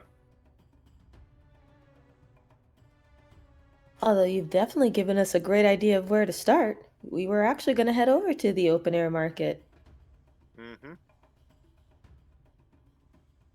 All right. Well, I'm glad I could help.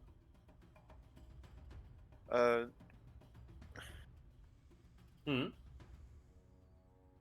What's up? I'm just trying to think about how to phrase this. You know what? It sounds like the open air market is the next place to go, anyways. So I'm okay with heading on over there. Okay. I was thinking above game or in game if they had any like just kind of maybe not weapons or armor or stuff, but like gears, rings, doodads, anything of the sort. Hmm. I mean, Again, you might be able to find something in the open air markets, but there's so much stuff that usually is kept under control. She kind of puts in air quotes. So you might want to be careful on that. But she kind of looks at you all and goes, "What's your budget?"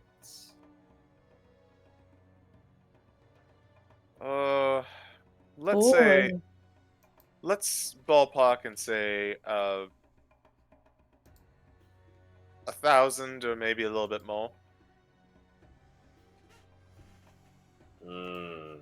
She kind of grimaces at that. 1,000. That's all right.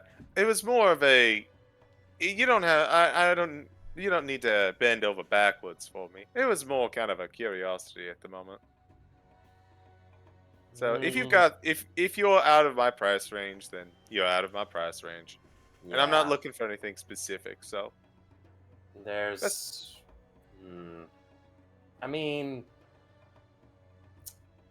again, like, there's the shop that's about 20 blocks that way. If you guys that, were outside the city, technically there's some traveling vendors, but any no, item that's purchased off of them is usually subject to confiscation by the city. Give me 1 second above game. She's gonna roll. Ah. She does kind of put her, like, a finger up to her lips as she's thinking. There is one shop. It's 8 blocks instead of 20 down the other way. So for you guys, it would basically be approximately 6 blocks from the hotel. It's real hole in the wall, and it's one of the few places that actually has a license to sell the higher end stuff. But it's under constant monitoring. good to know. Because they're the only one that's got a license to sell the bigger stuff. So, do with that as you will. Thank you kindly. No Much problem. appreciated.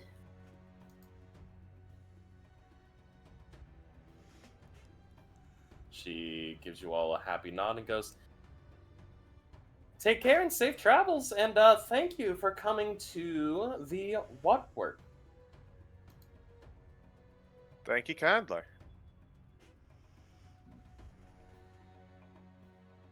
I guess we head out. I guess Oh. we are headed to the open air market now. All right.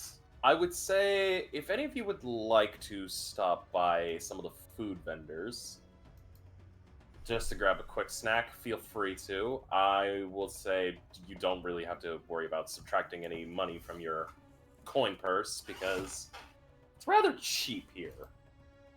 It's like only a couple copper pieces.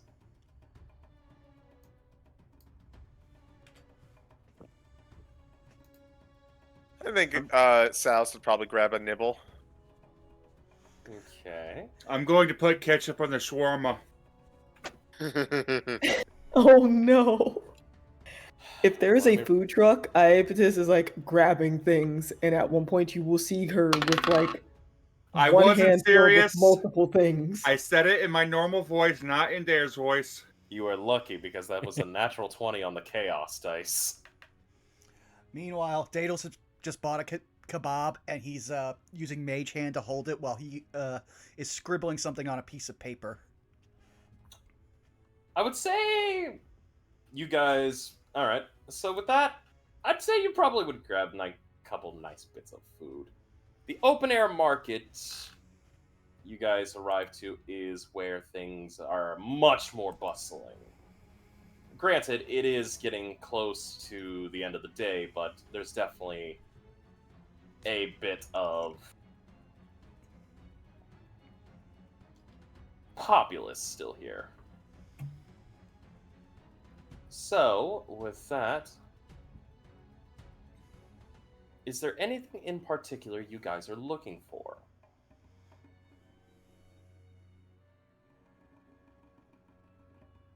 I mean, Is there? At the Yeah, market? Yes. Is there anything like in particular you're looking for? Like, are you looking for spices? Are you looking for clothing? Are you looking for items of intrigue? Yes. Yes. I know that I would like to see about getting Belky something. Okay. I'm thinking a piece of clothing, perhaps. All right. I would say when, well, a bunch of them are at different stalls, Daedalus would go up to Indare and be like, Indare, could I have a moment of your time? What's up? So I figured out what this thing does, and while it's still very useful, he's pointing to the wand they just got. It's also very counterintuitive because, you know, I have to keep my spell book open while I'm casting my spells, so I wouldn't be able to do most of my somatic components if I'm holding this wand. So I was wondering if you could maybe fix up this kind of harness, and he shows you like a very rudimentary like drawing he's done, because unlike you and his dad, he has no skill for artifice. But it's basically showing like a way to almost like Assassin's Creed Hidden Blade, but without like the jumping mechanism, a way to attach this thing to the bottom of his arm and still allow it to touch his skin, so he will fill out the requirements for must be holding. You're asking for a wand sheath. Yes. I could probably make something like that for you. Thank you. Be much appreciated.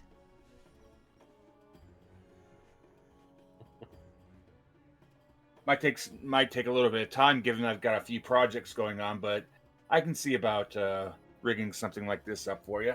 All right. If you need me to get any materials while we're here, just let me know. I still got enough money. Understood. There. That's all I need. Is just how I looked up what it said, and then I realized that while it is really good to have a +1 bonus to my spell attack modifier, I still couldn't regularly use it with half my spells. Understandable. I will say that let me roll something here real quick. Okay. I would say, for those of you perusing of the open air markets, there are a couple stalls that are selling foods, more foods than what was normally sold at some of these smaller stalls. But there are a couple that are selling spices. There are a few that are selling clothes. There's a few stalls that are currently selling jewelry, trinkets. Some are selling like just not light novel books and stuff. And a few happen to be selling kind of like touristy items, kind of like, you know, little cards, some little doodads, bits and bobs. One stall, however, is seemingly just like selling out like walking sticks.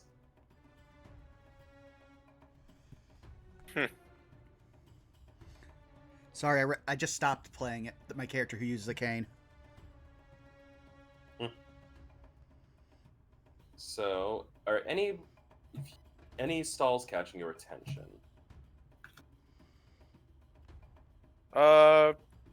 Salas could go for a souvenir of a walking stick. Why not?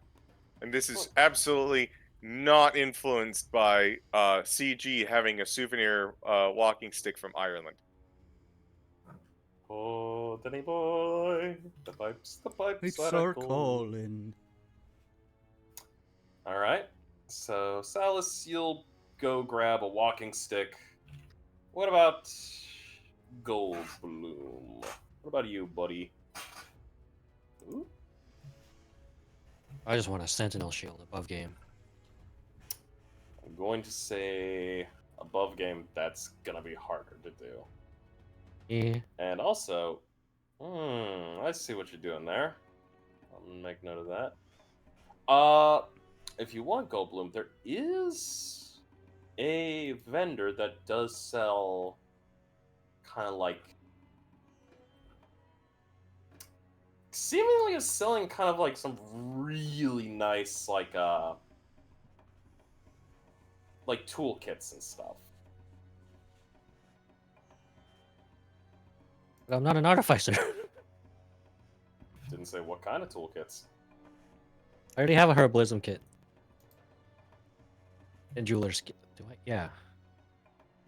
Okay. I guess I'll check it out. In case someone needs it. Something. Ooh, there's a table for kits? Mm-hmm. Ooh. Lots of tools.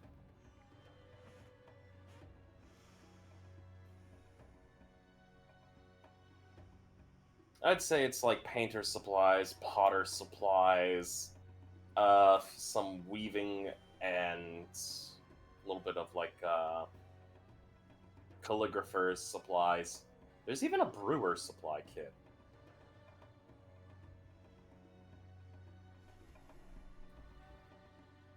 Oh, I'm only proficient in the tools I have. Damn. I mean, you can become proficient with any tools. There's guidelines for it in Xanathar, so you just have to put in a lot of time. Mm-hmm. Fair. Anything catching your eye there, Goldblum? That all that there's available? Yeah. It's kind of, again, like, it is getting towards the end of the day, so they might have been, like, cleaned out on a few things. I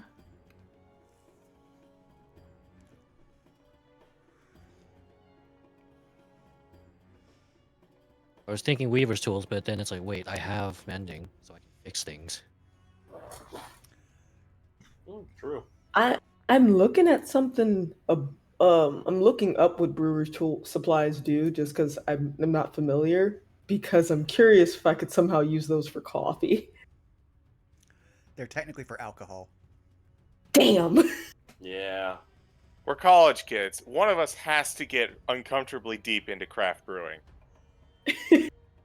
Wouldn't that technically be then Belkior and Dare? Oh. 20 gold though. Who's into IPAs? More of a stout guy. Yeah. Fuck it, I'll buy a brewer's kit. Alright, that'll be 20 gold pieces. To remind you of home with the dwarves. Yes. You come back home, your dwarf neighbor sees you. He's like, "Oh, you went into jeweling, and now you can brew. Oh, you're an absolute pillar." I love you. Alright. that. I did get yours, Ender. I did see what you said. Mm-hmm. I figured that most of it could be, relatively done off screen since it's not anything super intentional. I will do you a favor. Mm-hmm.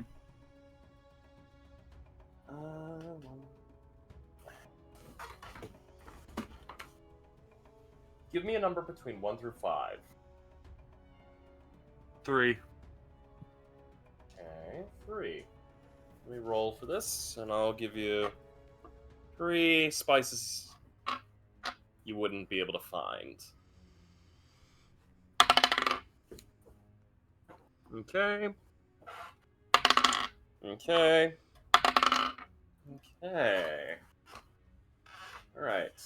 And there, I would say 3 spices would be Ras el Hanaut. And I will type that out for you. Thank you.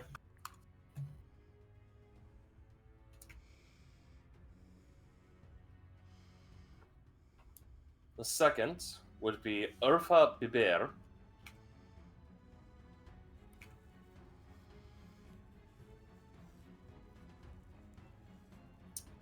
And the final one is Aleppo Pepper. Okay. As far as the clothing, If you need some kind of like a visual representation of kind of what he's going for, it's something like this. I see, I see.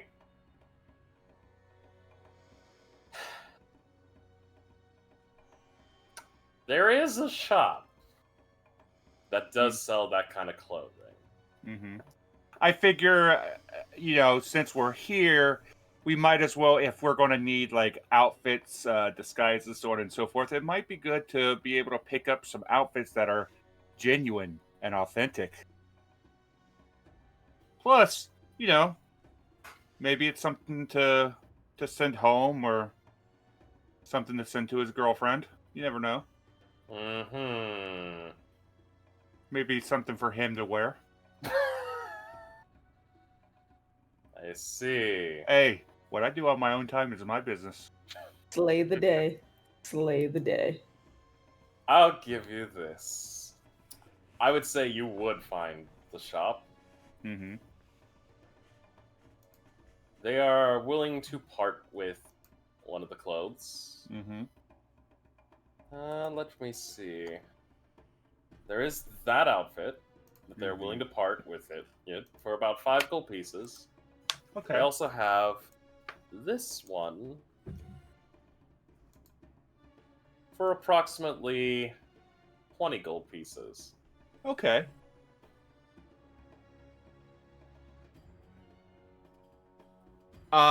So I just want to make this known that Ender does take Iapetus along with him to this particular shop. And when we get there, when we're shopping for these clothes, I'm going to attempt to cast a spell. What spell? No. Let me go ahead and... here we go. I cast Alter Self. Okay. Gotta make sure it fits. I change into my second persona. I believe you have an image for me. I don't. Oh, you don't? Nope. Oh. Not for this particular persona. I don't have art for it yet. But for those that... Basically, this particular persona is taller, more graceful, more lanky, and far thinner, less muscular than Ender. They also have their own name. her name is Aphira, Aphira. And Aphira is, in fact, the female alter ego of Indare. Noted. Noted. Is, just to make sure, this is not in any way, shape, or form the form that Antimony saw, right? No, and the form that Antimony saw was Antimony.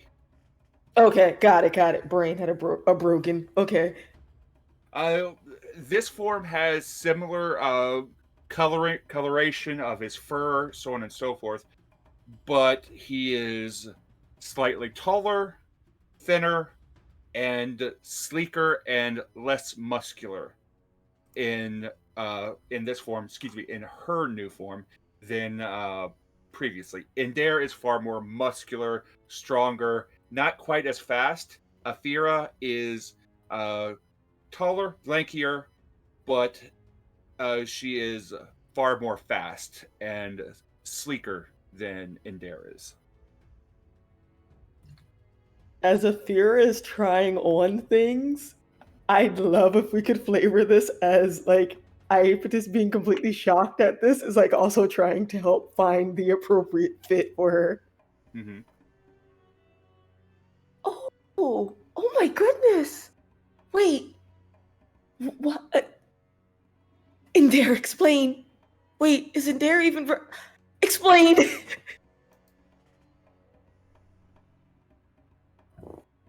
How to explain this? Do you remember how I said that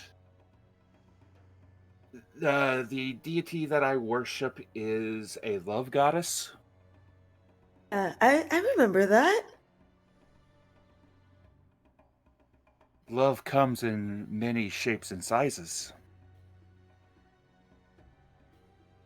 Well, I must say you are very pretty. Thank you. I picked this up. I figured out that I could do this shortly, about 6 months after I began helping my girlfriend with her various, rituals and prayers and so on and so forth. What I think happened was, inadvertently, by trying to help out her, I gained the favor of her goddess as well, and this is just one of the things that I've been able to do. So, I mean, I like this form. I like my other form. Well, as someone who's also used to walking around in other forms sometimes, I'd say enjoy the skin that you're in, regardless of which one you choose to don. Exactly. Does this form have a different name? Should I still call you by Indare? I'll be honest with you, that's always felt weird, going by that name, at least in this form. I'll be completely honest with you, whenever it comes to this form, folks have taken to calling me Aphira. Is that how you'd like to be addressed? If Oh, so, most- it's a beautiful name. Oh, most definitely. It's one that I'm most comfortable with, at least. All right then. Well, it's nice to meet you then, Aphira. And Aphira gives an almost in classic fashion, in her over theatrical self, she almost gives this theater-esque bow, but stops midway through and then switches into a curtsy, almost catching herself. It's nice to meet you as well. Iapetus unusually will actually respond with a slight curtsy given the noble background. Well then, now that we've got introductions out of the way, we got to get you a good outfit. What is this for? I figured that since we were here, when in Kalimshan, you might want to pick up something, you know. I also And wanted to pick up some warm stuff too. Zai, Yes. sending you the picture of what she's currently changed into. Got it. Looking now.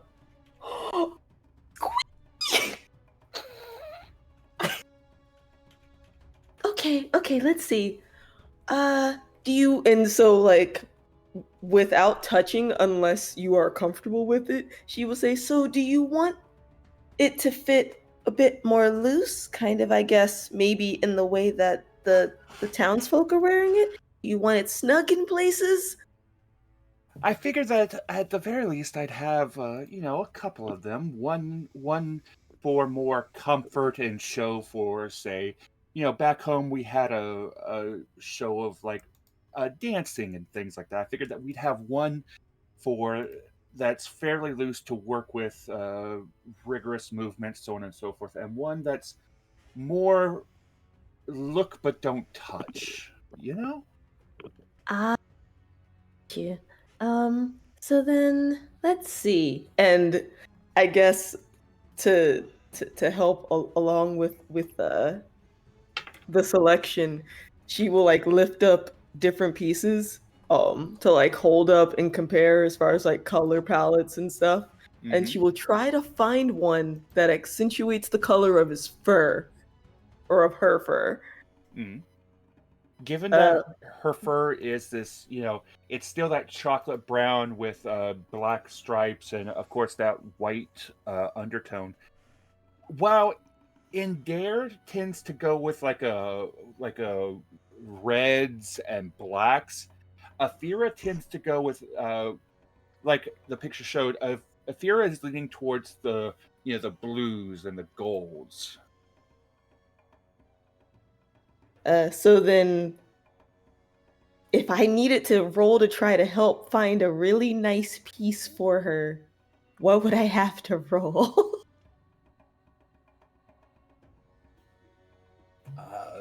Frost. I'd say just roll like maybe and roll me an investigation to try to look. Okay. A 19! You would definitely find a axe. You would definitely find what you need for this. You'd find a complimentary. Afir, how about this one? And like holds up in front of Afira, like as if they were wearing it but not quite wearing it yet, which you do if you were in like a dressing room looking in a mirror. Oh, yeah. I think this could work. This could most definitely work.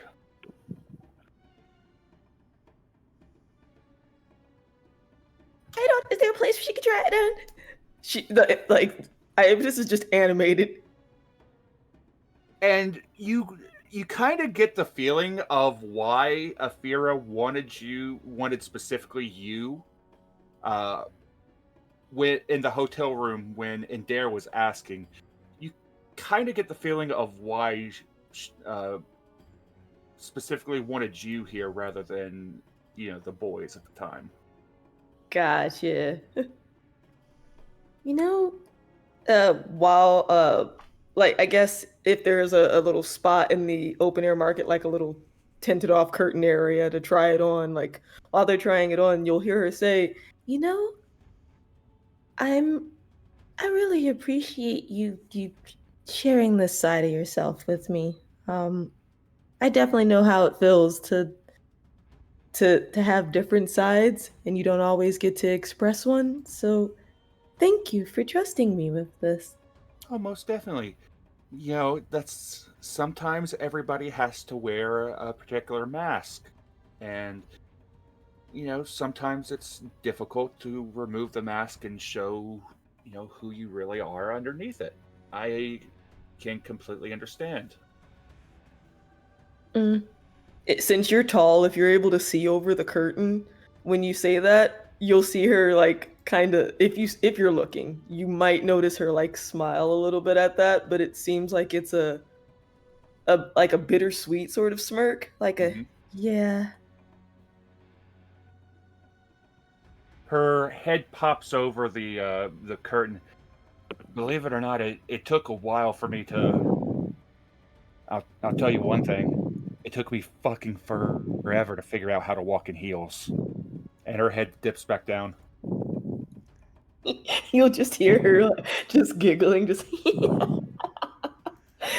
Bob, At least you tried. What's up? your mic is picking up your breathing hella bad. I'm like a good foot and a half away from my microphone. Oh, I couldn't. Huh. I didn't have Discord open. I was getting some weird like fuzz on your audio. You still hear it? But I I didn't notice anything. I heard it, but I didn't know the source. But yeah, you'll hear her like giggling and like snickering a little bit at that, like yeah. I never got used to that. I will say I did hear it myself, so I don't think that it came from me. Ah, A couple moments later, her head pops back over the top of it.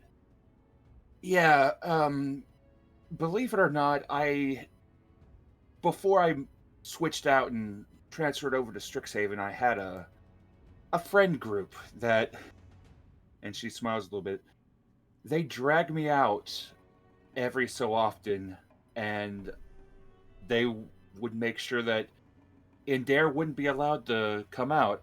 I think, or they made a Fira wander out, and they wouldn't let me wear any of my normal supplies any of my normal gear whenever I was still getting used to everything and figuring everything out. Oh wow. On one hand, it's great that they were very supportive of you expressing multiple sides of yourself. But on the other hand, I imagine that was very uncomfortable to start. A couple seconds later, the head pops back over. Oh yeah, some of them thought my embarrassment was absolutely hilarious. You know, of course, in a friendly sort of way. You know, they knew how far that they could push me, and once I got to that point, you know, always best to have a safety word, right? I could agree with that.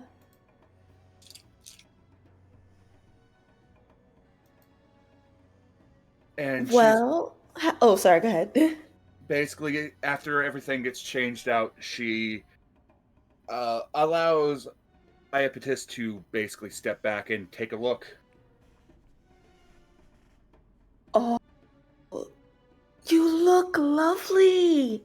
How does it feel? How does it fit? It fits right. It feels just right, you know? Mm-hmm. You know what this means, though, right?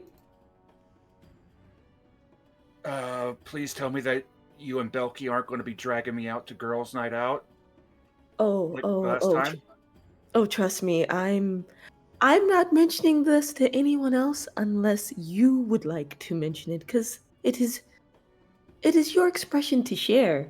But what this does mean is that we have to find matching accessories in this open air market. We do. Really, really Mhm. do. Yeah. All right, my turn. And she this is actually going to be checking out that vendor's table to see if she can find funny enough, like not like Princess Jasmine-esque clothes, but more like other harem pants, or possibly like really loose thin khaki like linen material. So that she can have some additional pants to wear while she's on campus. Alrighty. I will have no problem with this. And by I all will- means, if you need to switch scenes at any point, please feel I- free. This is so I imagine it's just going to be for a little while. It's just going to be the pair of them shopping and doing this, that, and everybody's the other.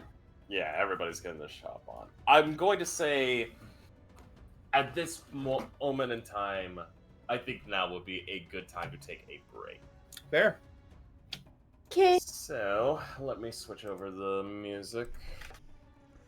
And now, while we're on the break, I can finally add Remove Curse to my spell list. Let's go. We're bringing it back. It's one of the best man. things that came out of Curse of Strahd. Damn right. For a second, I thought the girl from Ipanema was playing, and I was very confused. I didn't realize I changed up how the compendium looks. It threw me off. Mm-hmm. Mm-hmm. A lot of things have changed. Yep.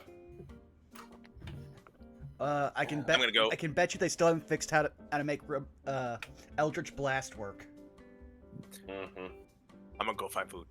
I'm going to also get a bit of a drink and bathroom. And while that's going on, I'm going to at least give everybody a heads up in the call text chat. How you doing, chat?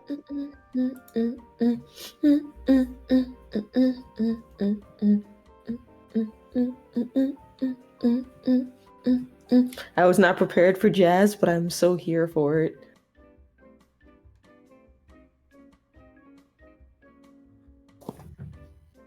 Ah, shopping sprees are fun. Mm-hmm. There are so many spells Dales is gonna have to try to get his hands on when we get back. Really got to canonically meet Afira. I'm so happy. Oh yeah, I've been thinking about the right time to debut Afira. Because I remember you mentioning her during the cooking game that my brain is derping on. Ah yes, Cuisinier. Yes. And I was just sitting there, Deku rocking, just, there is lore, there is lore. Oh, there is soon." there is a shit ton of lore for Indare/Afira. Also, Zai, now'd be a good time to Yes. also add Fire Arrow to your sheet. So I didn't add it to my sheet yet because I was actually gonna ask about that. I don't with scrolls, how does that work? Is it that I have to like sit there and like copy it? As long as you have ink, you are able to copy a scroll as long as it's from the same type of magic that you can cast. So since it says for wizard, you're fine. Okay, and I don't have to like roll anything to like confirm whether or not I succeeded on the first time of copying the glyphs and stuff. Not typically. It depends on how. It depends on your DM. Yeah, but Okay. Frost also let me copy down so many spells at this point without any kind of check. So the checks seem to be more about when we create our own spells, like how I've been doing. Gotcha. Okay. Cause yeah, I had to roll for like clairvoyance and stuff earlier, so that's why I was like, I'm good. I'm just gonna write down that I have a scroll, but I'm not gonna add it to my list yet, since I figured we're going from store to store, and I might need time, like in game, to like back in the hotel room or something, to canonically write it down. I'm also just saying that because, like, you can still take time to do it, but it's also like one of those things where it's much easier to just put it on your sheet now before you forget. Oh no, I got you. I actually, I agree, but I've also been taking notes purposefully so that I can remember I have this thing. Because otherwise, if I add it to my sheet, I will then be like, oh yeah, I have this thing that I don't technically have yet, like clairvoyance, thunderstep, and summon Fae. When I did that last time, had me fucking confused for like 3 weeks. Because I was like, wait, I don't have them yet. I can't ready these. I don't have them yet, but they're here. I would say just ask Frost, just be like, hey, it's been this long and you were having me roll checks for it when Daedalus has just been copying down spells with his like transcriber and everything and just writing spells into your book for free. I think you should have it, especially since you went out of the way to get that component for Summon Fae. Oh, no. Those I have. I do have, like, I actually asked him about those a while ago, but I mean, initially, when you first copied them into the book, yeah, initially it was, I had to roll to try to get each one just because, you know, they were complicated, like level 3 things for my nooblet little wizard eyes. But Summon Fae I've flavored where I actually don't have it yet because it's not confirmed that I actually got the flower from Leo yet before we left campus. So I've just flavored that I don't have it until I get back to campus. Well, we are also going to another place where they might actually just have spell components. We could just buy it. I'm back. Welcome. Welcome. I was also going to say, you're a little noob wizard. You have the highest possible intelligence score that you can get in the game. You are canonically a genius. In fact, anyone with intelligence above 17 is canonically a genius. Yeah, but like CG and I were talking about fight games, when you're really smart, you can still fuck up. Ah, yes. The That's- triangle. The triangle. What were you saying, Bob? That's called high wisdom or high intelligence, low wisdom. I Yup. was about to say, yeah. Let me Yup. introduce you. So, this is something I was telling Zai about. In fighting games, there is kind of like a rock, paper, scissors triangle thing going on. You have players who are smart. Then you have players who are disrespectful. And then you have players who are stupid. Smart people beat disrespectful players because disrespectful players do not respect the intelligence of the smart person. And they'll all genuinely be overwhelmed. The disrespectful player defeats the stupid player because they know and they don't care about the stupidity and bullshittery that the stupid player can put out. And the stupid player can beat the smart player because, how to best describe it? The smart player will go, the smart player will go, there's no way that he'll wake up Super again. And then he promptly wakes up Super again. Basically, the stupid person is unpredictable, therefore the smart person has a hard time because they're expecting certain things to be done a certain way. You can't predict my move if I don't know it.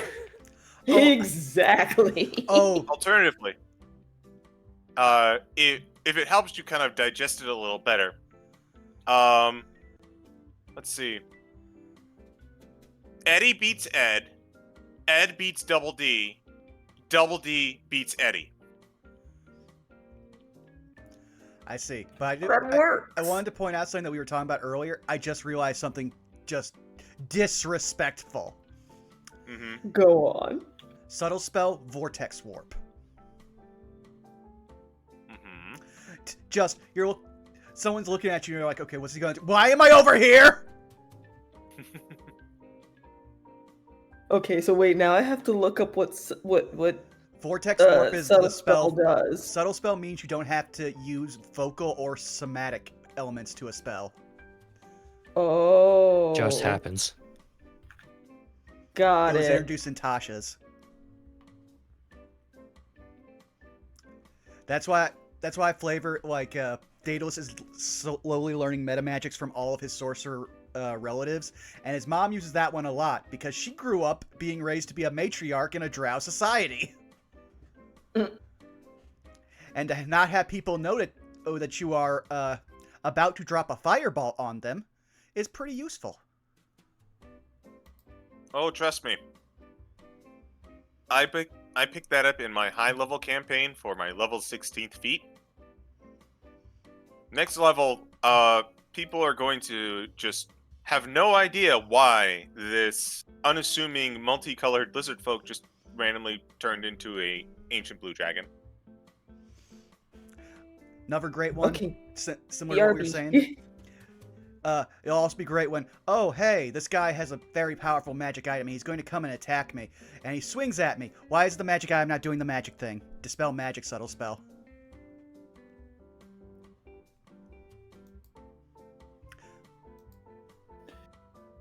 Zai, I have given you a little bit of information.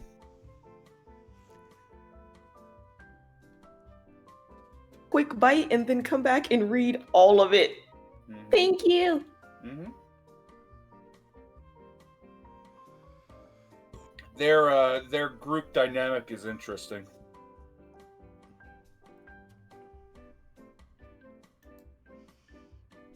Also, we're soon about to have 3 different people in this party that can cast Remove Curse. We are finally learning. Because the second And he what- finishes putting it in his book, he is going to put it in Iapetus's book. And once just get hit by something that can't be removed by remove curse. Listen, Daedalus is doing the best he can to try to protect the rest of the party, okay? Yep, that's why you are the boys, man. You think about and you battle the unseen forces, whereas I, the enforcer of the group, I deal with the problems that can be seen. Well, more it's just that he literally watched Belky get petrified right before his eyes, and he could do nothing about it. So now he's doing something about it. It's like, that's why literally he went in, instead of all the spells that he has in a mental Rolodex that he wants that like I pinned in the Discord, the first thing he said is remove curse.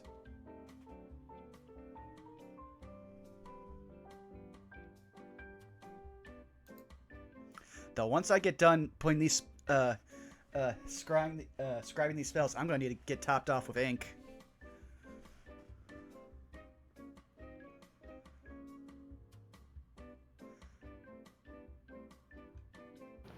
I'm still warming up food, but maybe you'll be able to find some ink in this open air market. Surely they have some sort of ink here.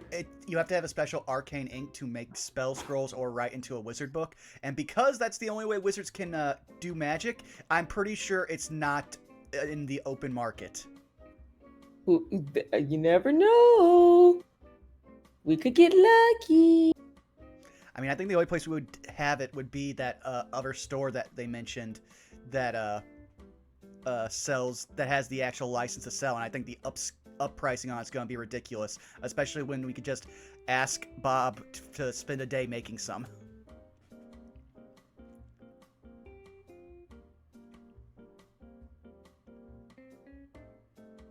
Because me and Bob slowly destroying the economy of Strixhaven. I once played a villain that was my entire master plan. I had a vendetta against my parents, and money is all they cared about. So my villainous plan was to literally destroy what they care about, their money. Well, Daedalus doesn't even realize he's doing it. Daedalus is just proving his family both right and wrong. He has a terrible business sense, but he is also slowly showing that he absorbed a lot more of it, just did not have any way of applying it or interest in it. Mm-hmm. So, like, there's a joke I wanted to make last session that I couldn't, which was, Daedalus would be like, well, I now owned a piece of cursed land in a country I hate. Somehow I feel like Grandma would say this is just about right.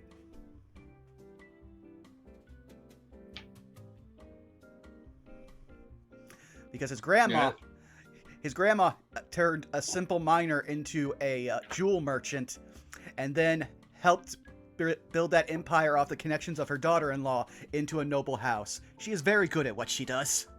Mm-hmm.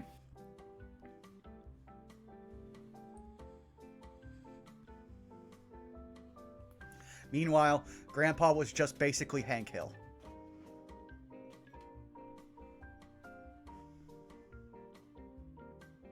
That means that your father was Bobby Hill.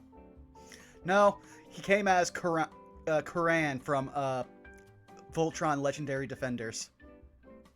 Which in some ways is worse and better.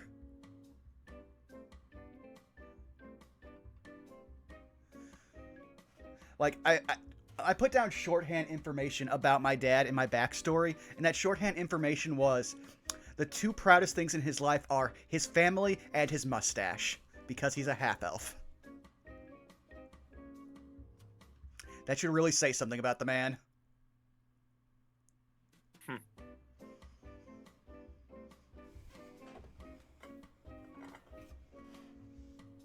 Alrighty, I am back.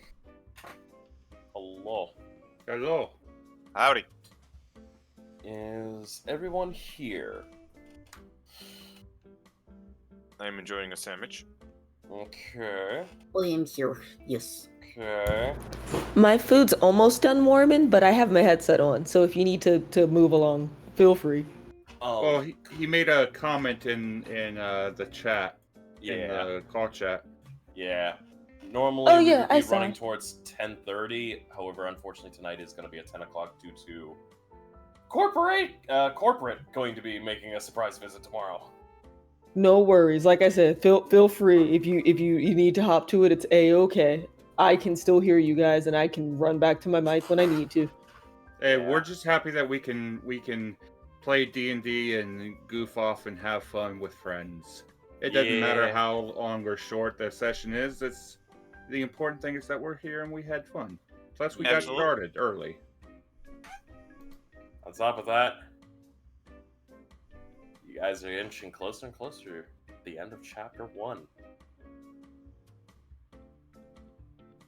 I'm going to say this: as soon as like holiday break comes across and we scatter, shit's going down.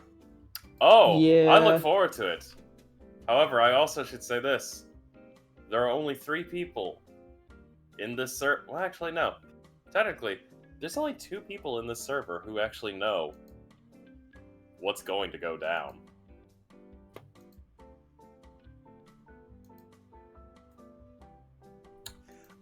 Also, is this So- the same elevator music used last time? Yes. I'm fine with it because there's no super big repercussions, but it is actually getting the video's copyright struck. Huh? Yep. The people who own the rights aren't doing anything about it, but still registers as a copyright strike. Weird. Yep. It's just one of those things where they allow it on YouTube, but since I assume your channel isn't getting like monetized, there's not a whole lot about it that they want to do. Mhm. Yeah, I get that all the time with my with Maelstrom, all those wrestling themes. That's Yep, weird. whenever I shit post. It's a claim, not a strike. Ah, okay. Fair. Huh. I will also say one more thing for the people, and I'll clarify this again at the end. I messed up on the dates for this beginning of Those Who Wander. It'll be starting on February 25th. Just wanted to say that there.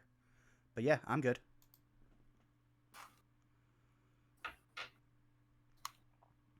Alright. Well, seeing as how we're all back, I'd like to shift the scene to a member of the party that is not with the main group, but is currently back at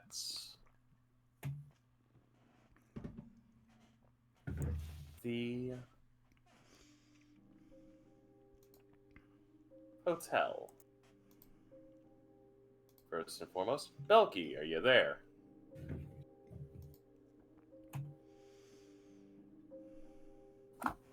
Yeah, I'm here. Hello. Well, hi there. I'm dealing with Cat who demands attention. Hmm. Titan. Yeah, Oh, the man. old man. Hello, old man. What do you need? Yes? Belky, we're actually going to be taking you up for a bit. Ah, okay. Hope you're ready. Mm-hmm. Belky, you're still back at the hotel. Mm-hmm. Your friends have gone off. Oh no. Whatever will I do? Good question. What the hell are you doing? Where's the Sultan? Currently he's chilling at the hotel. He has made a request for a penthouse suite for himself. Hmm. And of course the concierge has happily obliged. So he's about he's close. He's basically at top floor, Yeah. overlooking Belky's- everything. Belky's gonna go make herself a nuisance. You go run through the lobby and bang pots and pans. No, not like that, you dingus. She's You gonna go go and knock on everyone's doors. This is not fucking Home Alone. No, she's gonna go to the penthouse. Yeah, it's not But- Home Alone, it's Hotel Alone. Okay. But before she's gonna do that, she's gonna find the slinkiest thing that she owns and put that on so that she looks nice for the occasion. Like You know what? Fuck it. Roll for Slink on the table. Just roll me a d20. I want to see how Alright. slinky it is. I mean, can I add my charisma modifier? No, what I'm going to Why? say is this. You'll understand. It's just basically like 1 through 20 to see how slink. They changed the layout on Roll20. Yeah, D20. 16. pretty damn slinky. Hi, kitten. What do you want? Why does everybody need my attention right now? Meow. Alright. Roll for Hot Girl Summer Slate, yeah. I heard Pixie. Yes, Pixie's in here. Uh-huh.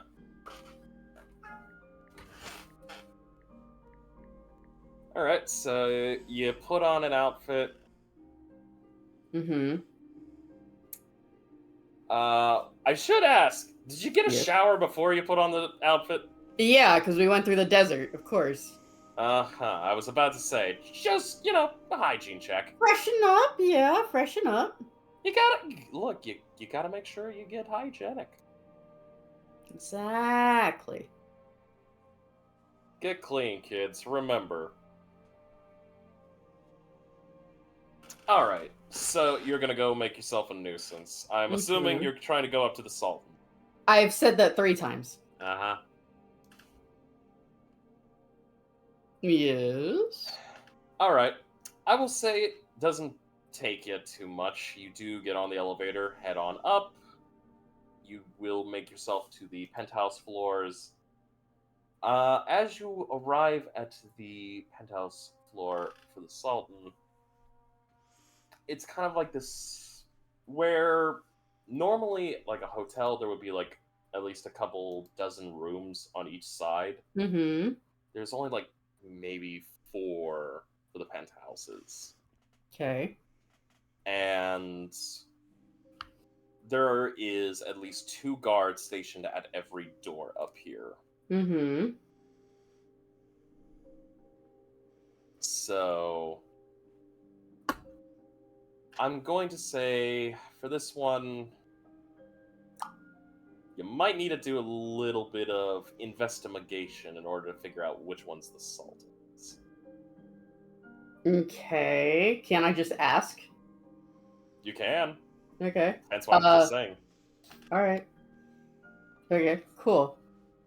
I would prefer to just ask, make it easier. That's what the investigation is, honey. Oh, Just to okay, ask never you. mind. They won't just tell me outright? That seems counterproductive. Alright. I mean, to be fair, you're this person trying to look for the Sultan. They're gonna be a little bit sus on you. I mean, considering my outfit, I'm pretty sure it's clear why I'm here. Again, very sus on you. Okay, 14. You kind of look at each of them and you think, okay, eeny, meeny, miny, mo, which of you got my man ho? And you kind of go, one on the furthest on the right side probably looks like it. So you go on up, and 2 of the guards kind of just look at you and go, can we help you? Yeah, I'm looking to have an audience with the Sultan. Uh-huh.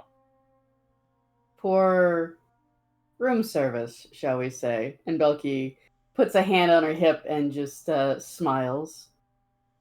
Uh-huh. The guards are gonna look at each other and go, do you have any sign of the Sultan? I literally rode in on his horse with him. I'm with Strixhaven. Were you not there? Did you not see me? Ma'am, we're guards. We're supposed to keep an eye out for things that are trying to kill the Sultan. Uh-huh. So tell him that Belky Karst is here, and I'll wait outside. And if he lets me in, then we're cool, right? They're gonna incite you. I'm not lying. I know, but they're wanting to sense intent. The intent is horny. That is a 23. I mean, you know exactly why she's there. I know. I'm just... The guards are... One of them pulls out, like, a stone. And kind of just like... Sorry.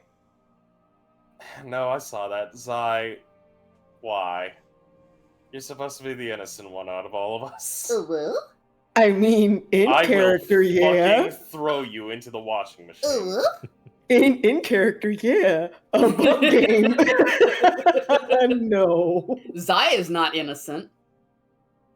I'm Both not of you. that innocent. Alright, Brittany. One of the guards pulls out a handy-dandy telestone and kind of speaks into it. And kind of just goes... Uh-huh. Uh-huh. Yep. Uh-huh. Uh-huh. Mm-hmm. Yeah. Mm-hmm. Understood. Kind of puts the stone away and goes, wait here. Oh, I'll be here. And one of the guards, the one on the right side, walks across from his post and goes to the one on the left side. And the door kind of opens up a bit as he walks in. Who walks in? The guard? Yeah, the guard's walking into the door, door furthest on the left. Mm-hmm. As the other guard's kind of just standing there. And the guard kind of looks at you and goes, "You're Strixhaven? Mm-hmm. Why are you dressed?" And he Take kind a of wild guess, my friends. No, I get it, but he kind of just looks you up and down and he goes, "Honey, that dress, no." I don't think it's gonna matter much when it's on the floor. Get out of my way. Girl, you don't. He actually kind of just tilts his head back a little bit and goes, "Damn, bitch, okay." I mean, she has a point.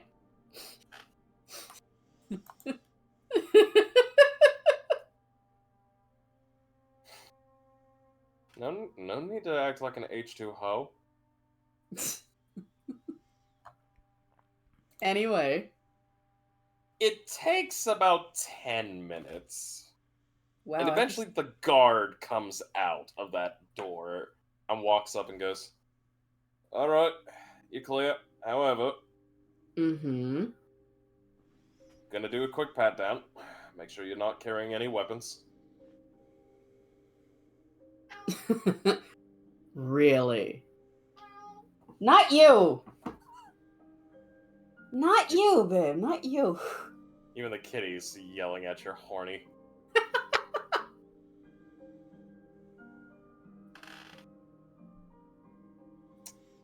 Yeah, she's gonna just look at him and go, "Really?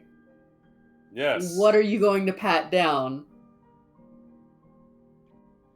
Whatever we need to make sure you don't carry a fucking knife to try slitting our lord's throat. Alright.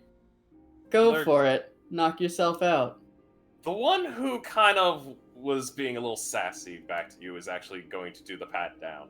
Mm. And they kind of pat down further and further, and they're just going, yeah, oh honey, these seams are not in the right place. I mean, my god, who made this? Sweetheart, why are you doing this job if clearly fashion is your calling? It's a secondary practice. Besides, this one pays better bills. That's unfortunate. You should tell your boss. He needs to give you a raise. Uh-huh. And someone needs to get you a whole new wardrobe design. Listen here, bitch. Do you got something against my fashion sense? The lack of it. And he kind of just goes and he's just like, alright, you're clear. You don't have any weapons, and yeah, the only thing you've got is... Then he kind of just wiggles his fingers, whatever this is going on. Wow. Alright. Can I get a straight man's opinion on this dress? And she looks to the other guard. The guard kind of just looks and goes, you really want the truth? Yes. I rolled a 16. What the fuck, man? He just looks at you and he goes, you're not my type. I'm more of a... Yeah, I'm more of a elf, kind of. Tough crowd all around, damn. And she'll head inside.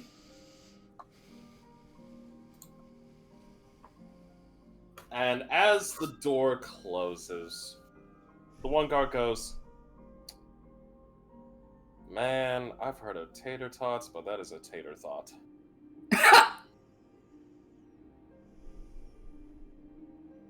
You were holding that in, weren't you? I might have. Yeah, I thought so. Mm-hmm. Fuck you. Maybe later. The joys of marriage, everybody. But anyways, back in scene. Elkie, you enter into this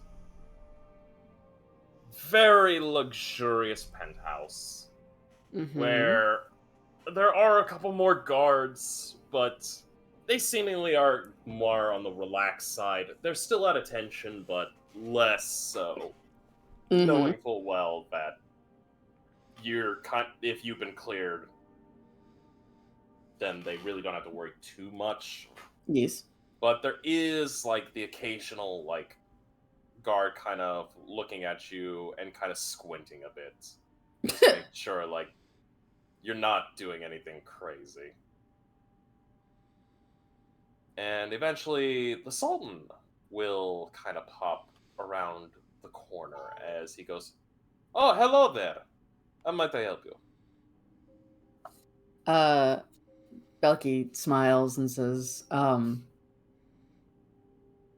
was wondering if you were terribly busy, Your Highness.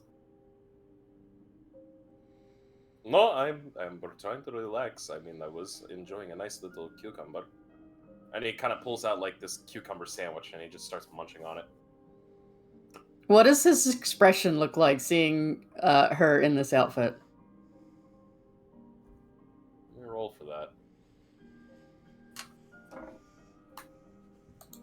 Let me bring up his stats.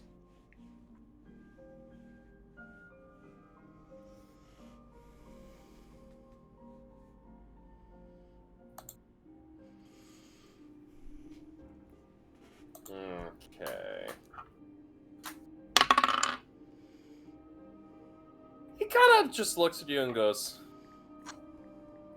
not bad. Not bad. The Sultan's just like, okay, yeah, not bad. And he's just like munching on his cucumber sandwich. So how can I help you, Mr. Gorst?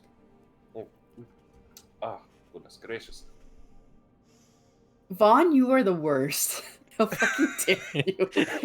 Is this on a beach? No shit, it's not a beach. No, this is Patrick.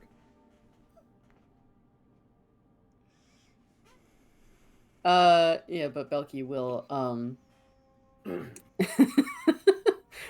like, give a little laugh and just shake her head, like, clearly this man doesn't get it. Like, there's very obviously a reason why I'm here. I've come to perhaps help you relax, let's just say.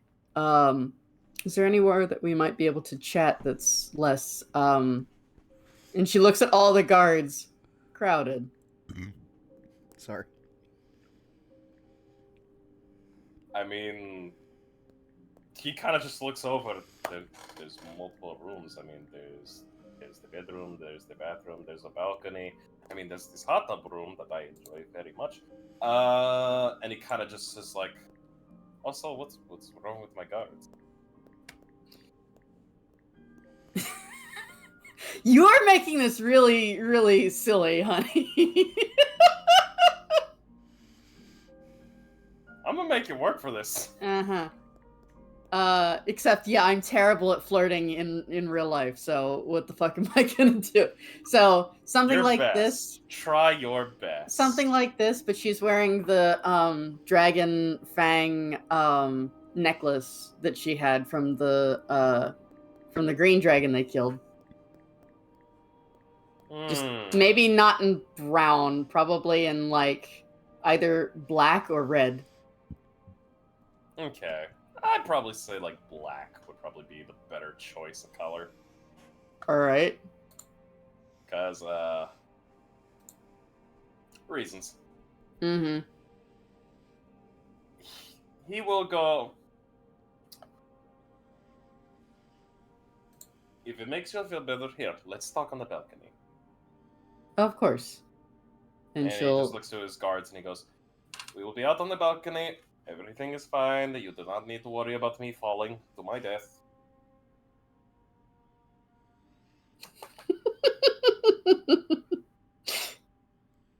And the guards just go, once, my lord. Yes, sir. And 3 of the guards kind of just look and go, are you sure that's wise, sir? And he's like, oh, please. This is not the first time this has happened before. I have nothing to worry about.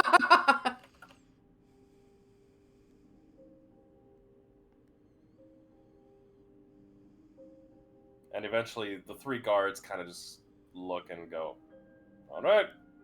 And they walk over, opening up the balcony door. And you are escorted out with the Sultan. And as the guards escort you out, they will walk back inside and close the door. And the Sultan kind of just takes a seat, like, on, like, you know, one of those sunbathing, like, chairs? Yeah. Yeah, there's like 2 of them right there. Mm-hmm. So he just takes a seat on one of them, and he kind of grabs, like, this decanter and just pours out, like, what appears to be a clear-looking liquid, and he just starts to sip from it. I would like to insight the Sultan to see if he, like, figures out what this is for or not. Give me a second. I need to roll for him, because...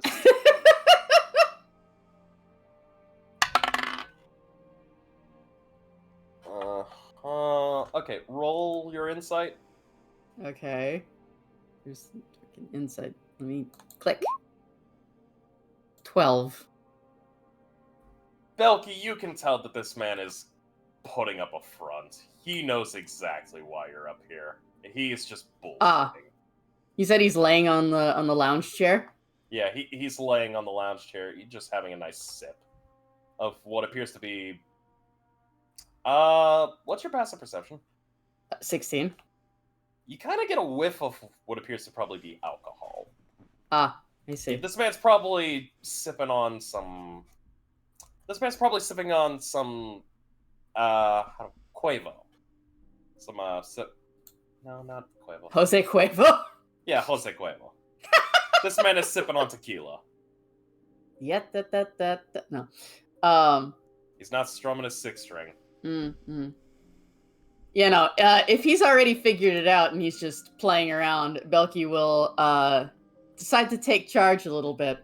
So since he's laying down, she will move to... Oh, I don't want to, like, be too aggressive? much for stream. No, I don't want to be too much for stream. But yeah, she moves to sit down basically over his lap, more or less.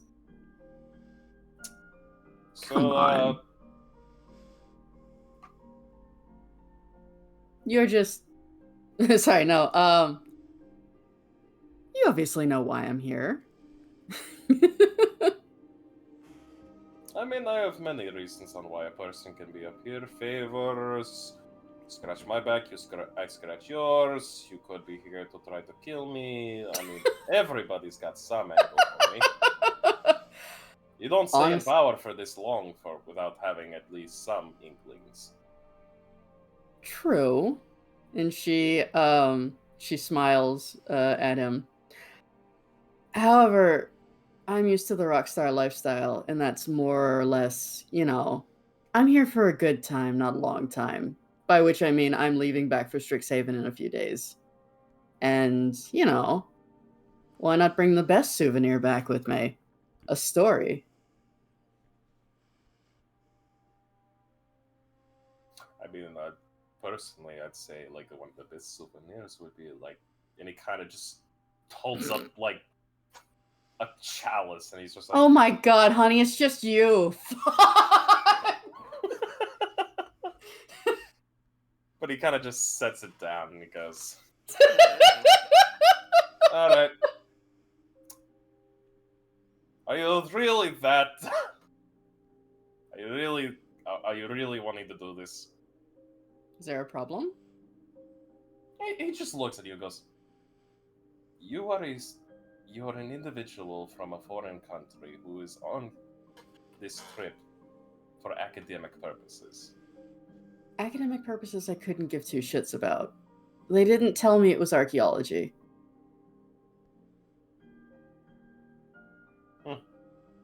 Seems like a failure on your school's part. It just sips. To be fair, I wouldn't mind actually having a conversation with you as, one person to another, not just as, the Sultan. How many people do you get to just talk to?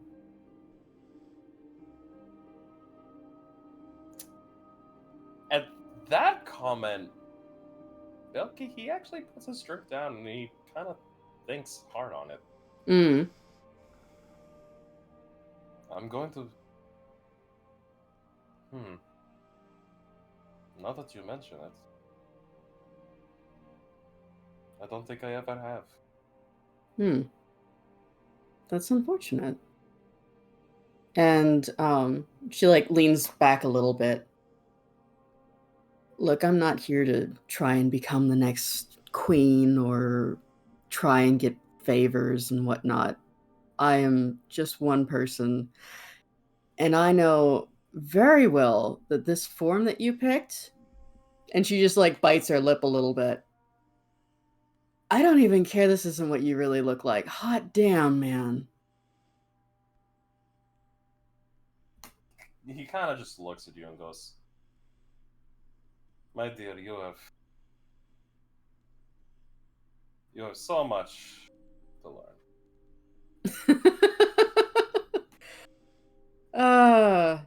I know a lot more about false appearances than you would imagine, but it doesn't matter. Well, let's start with this.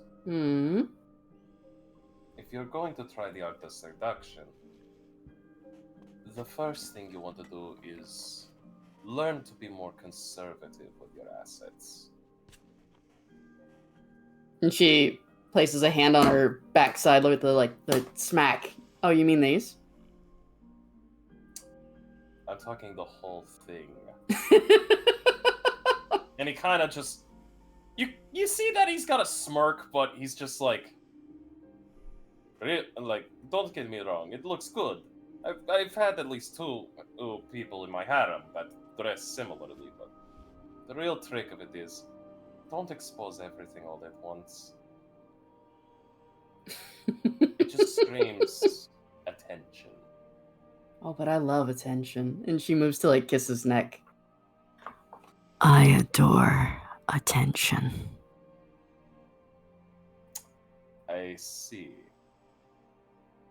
Well?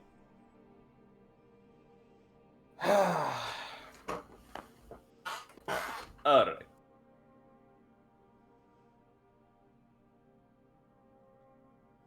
I'll help you out with this desire, but you're going to do something for me. Uh-huh. And she just continues kissing his neck. Belky, he pulls out a guitar. Oh. Okay, she'll sit up when she sees that. Okay. I wasn't expecting that.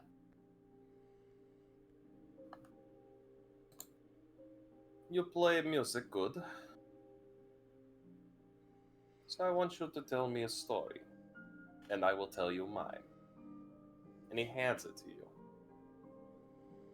She I don't want this to be done so haphazardly, you know.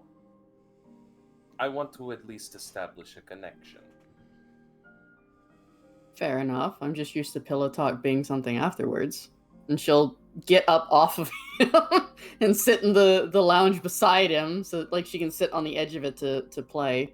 And she'll just gently strum the guitar and like pick a few chords. Like she's not playing anything in particular, she's just letting her hands wander over it. Just for ambient music. Roll me a performance. Okay. Fuck! No, can I reroll? Do you have any inspiration die? I've got bardic inspiration. It doesn't work on me though. Hey, Frost, Yeah? can I transfer inspiration over? That's very kind of you. I'm gonna roll for this one. Because I just want to see how much of a cock block, high or low. Always high. You're lucky it was a 12. I'll allow it. Okay. Take my inspiration. Thank you, buddy. Let's see. Come on. 21. That's better. Wee-wee. Tweeny. Let me see. I will play a song. Oh, you have a song. Just background music. There you go. That works.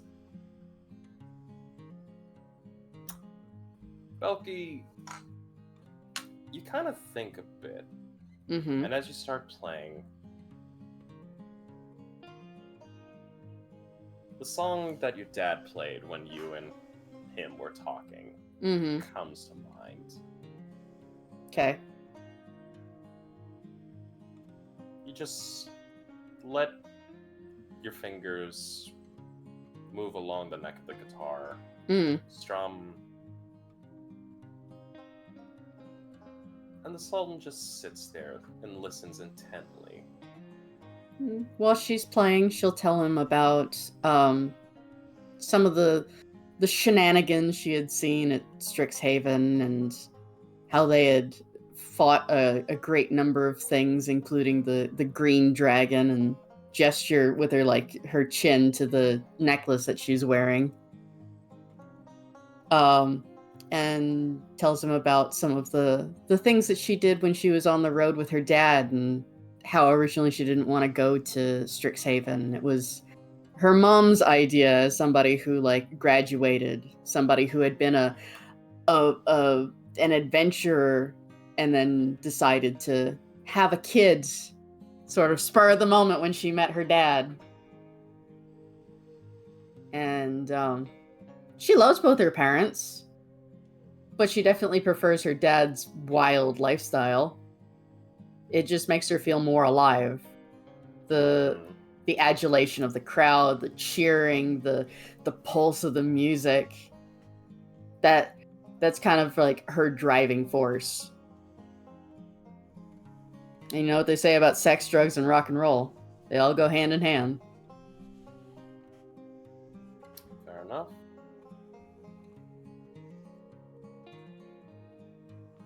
Eventually, as the song starts coming to an end, the Sultan kind of closes his eyes for a bit as he's imagining each and everything. Oh, she can cast minor illusion if he needs visuals. No, he doesn't need to. Okay. He just lets the performance go. Mm.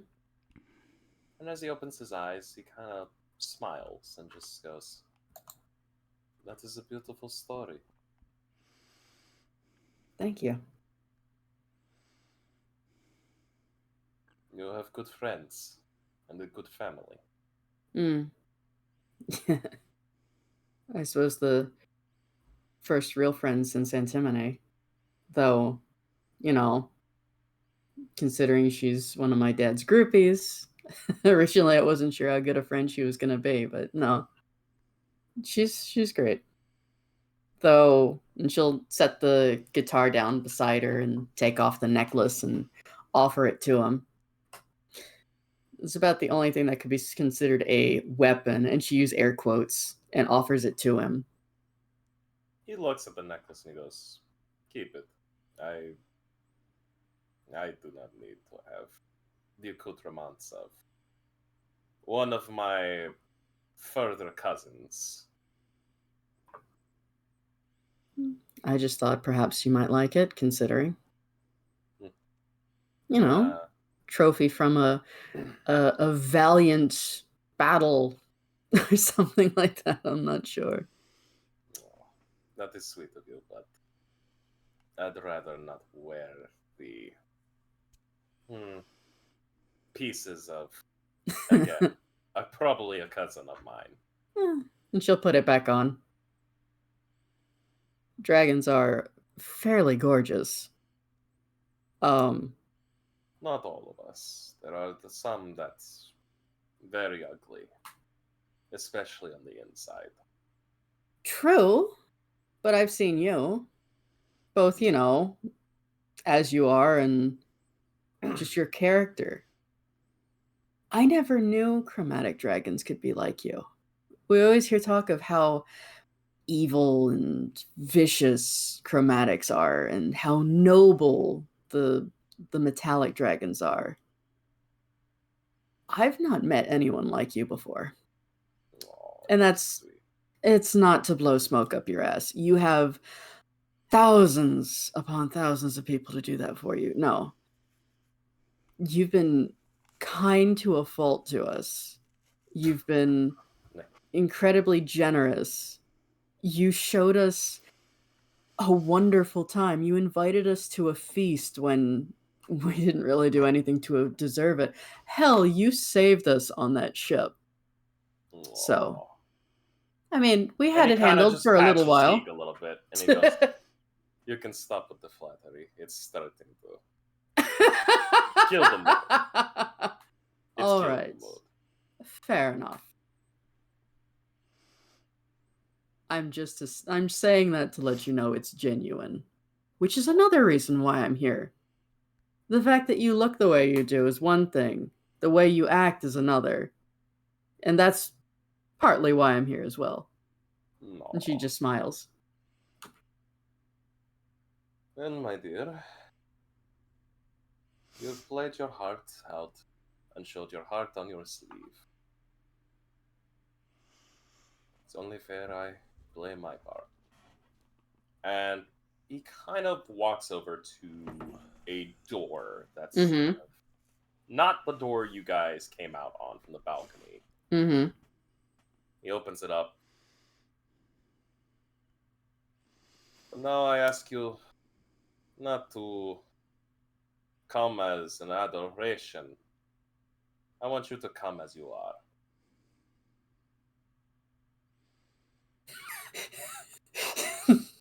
My brain immediately went, come as you come, as you want me to... Oh.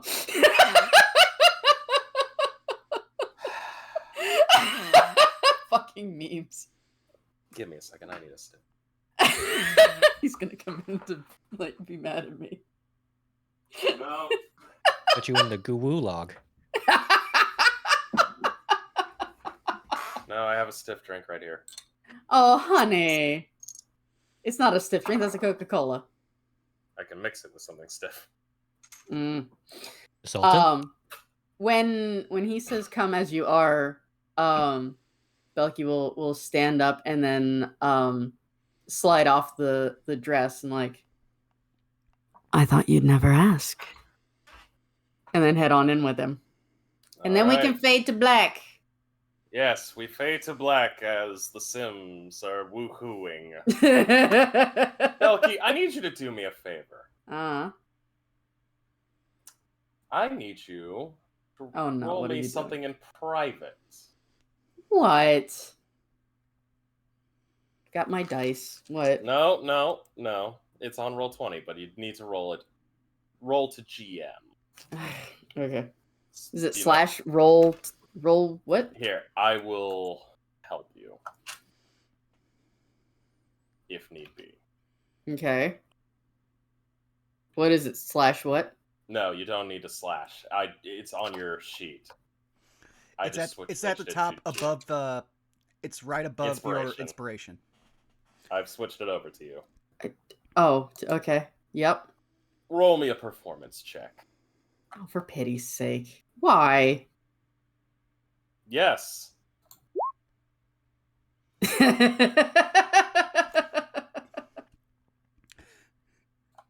Sadly, because I technically qualify as a GM, I also got to see that. No. Well, now all of chat has seen it, so there we go. That's yep, fine. Mulan meme. Fine. Hold on. Now all of China knows your sexual performance. You know what? I'm gonna roll for him. I want to see how the Sultan performs. This is silly. It's funny. Yeah, that's gonna be an interesting one, Chief. What? You don't need to know. What do you mean? You knew mine? Belky would know. I'm saving it for later. Belky would know. That's great. And as we fade to black... You bitch, how dare you? we go to the next day. Oh, I spent the night there. Oh, okay. I mean... Belky would just chat with him if he wanted to chat. Yeah. He seems to need somebody to just, like, talk to. Just be himself with, yeah. Yeah. He needs somebody. Not just anybody. I would say the group did come back, got their long rests. Anybody wonders where the fuck Belky went? Yeah. I'll say... That awkward sending message? Morning. Mm-hmm. Eventually arrives. Belky, you are woken by the Sultan kind of getting up and kind of poking at you and going, my dear, you need to wake. Yeah. What? It's morning, and I do believe that the hotel's breakfast is currently going on. Oh. Okay. Is this my you gotta get out now? Yes, unfortunately, I have some business to attend to. And she'll lean over and give him like a kiss on the cheek. Alright. He pats you on the top of your head and goes, not bad last night. Yeah? And you weren't so bad yourself. If you need someone to chat with, like, as a person and not just as the Sultan, feel free to send me a message whenever. I will write to you, Miss Karst. I'd like that.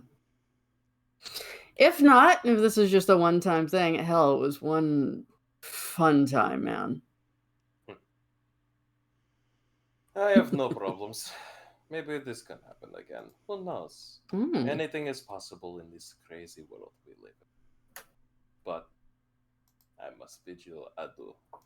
And she'll have any kind of just motions to the chair that's in the bedroom, and he goes, I've had the liberty of getting some clothes for you. Ah, then yeah, she'll get dressed in whatever it was that he picked out for her. It's relatively nice. It's kind of Ooh. like a... How do I describe it?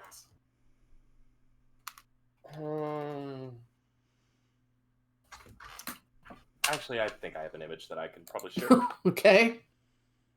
Something that'll work for Mm-hmm.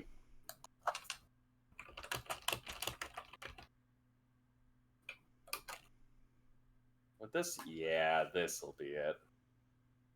Yeah, this'll be it.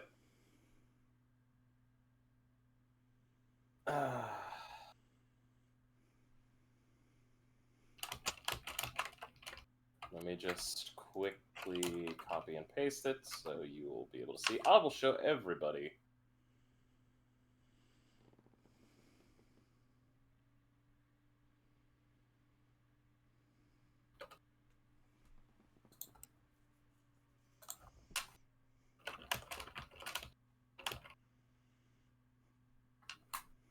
And there you go.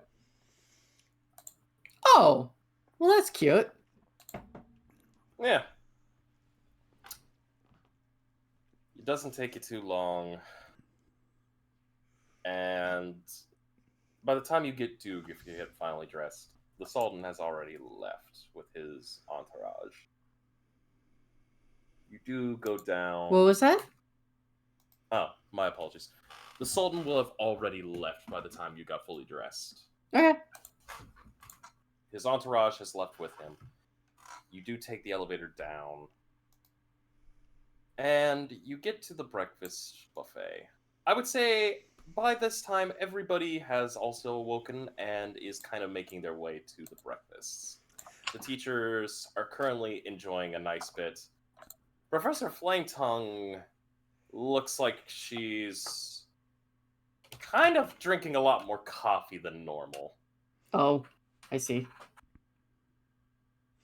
I also want to point out, because it's going to take time for the sheep to get made, Daedalus has just used 2 small leather straps that he bought at the bazaar, and he just has strapped the wand to his underarm, so he now looks like some kind of crazy kid who taped a knife to the back of his hand. You look like a kid trying to play Wolverine, except you can only get one knife. Well, no, the thing is, Discount he still has Wolverine. basically just taped an active weapon to his arm and is open carrying. Do I see this as I'm heading down to breakfast? You probably notice it as he's sitting there, because Yeah, that's typically the hand he eats with. Yeah, I'd say, Belky, you're going to get there at the same time that your friends do. I'd say you were all going to, you all get off on one elevator, Belky gets off on another elevator, and you both kind of, are looking at each other as you all stepped off, and it's just, there. Hey, everybody. Daedalus And waves. she's got the biggest smile on her face. Daedalus waves with the wand arm. Hey. What the hell is on your hand? Oh, Wand of the War Mage. It makes it easier for me to hit people with spells. Why are you not holding it? Why is it attached to you? Because I have to have my spellbook open in my other hand whenever I cast, so I wouldn't be able to use somatic components, so it'd be actually very counterintuitive to use this in my hand. Just have it in your pocket, man. I have to physically be touching it. Okay, cut a hole in your pocket, man. That still defeats the purpose. It would fall through the hole. Not Don't on worry. the bottom, on the side of it, dingus. Don't worry. And Dare's going to make me a sheep fort that makes this look less awkward. This is just a stopgap.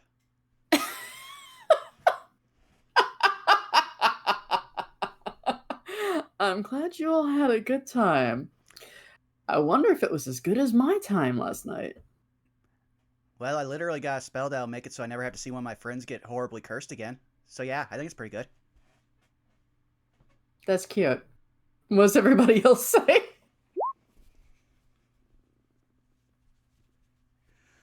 Who is the insight on? Literally anybody else if they who say do you anything. think it's on? Gonna guess me? No, I'm Belky. No. Ah, okay. 16 and that bedhead? Yeah, something happened last night. You don't know with who. Did you wet your whistle? And I blow into my whistle. Go blue. Let's just say I wet someone's whistle.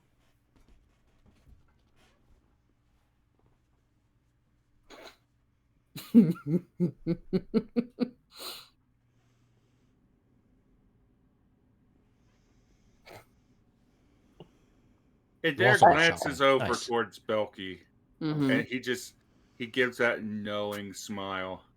The eyebrows raise and like, uh-huh. Ride the lightning, did you? Yeah, you know who happens to be in the penthouse upstairs? Probably the same person that I put in a good word about you yesterday. Ah, so I have you to thank for that. Yeah, I've got a story to tell you later. Girl, I am happy to hear it. Let's be real. He's looking for tips on when it's his turn. I mean, he already proposed to a dragon. Why not? Exactly. He needs the experience. The know-how. Well, let's just say a dragon didn't appear in the night. Let's be real. I'd probably be dead if that happened. It depends. I mean, slay a dragon, do something else to a dragon that rhymes with slay. Yeah, it all depends on your technique and your abilities. Yeah, Mm. I unfortunately have not such a good experience with paying a dragon. Not so good. And Belky will just put an arm around Indare's shoulders, like, come on, guys, let's go get breakfast. Oh, I bet you're starving. Yeah, just not sausage. Fair. All right. I'm sure that you've gotten your fill. Uh-huh. All right, let's go. So what did you all do yesterday? Well, Shopping mostly. they went shopping. Iapetus and I went to a clothing store and got some interesting outfits. Oh, anything for me? Unless you're about my size. Oh, well, you know. There was hope, I guess. He slips. I got so Belky. Mm-hmm. Indare is going to slip a hand into his bag, Mm-hmm. and he's going to pull something out, just briefly enough for you to be able to take a glance at it. Mm-hmm. And I'm going to send you the image of what it is. Is it heels? Oh, okay, hold on. Let's see.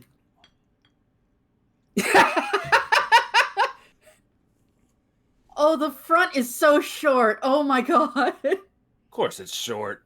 Oh my god. You know, a little birdie told me, a little scaly birdie told me, guys apparently don't like it if you reveal everything too quickly. I said, to hell with that. I like the attention. I'm glad you do too. The thing about it is, I know how to, let's put it, how to word it properly. I'll go for it. I'm not all flash. I'm also pizzazz. I know how to look the part, but I also know how to move and talk. And Are you saying I sway. don't? How could you, you catty bitch? Well, there is a great many things that I am, and I suppose I am catty. I'm just teasing. Meanwhile, in the back, just Gold Blue and Daedalus. Accurate. Yes, he is a cat. Yes, that was the joke. Yes, indeed.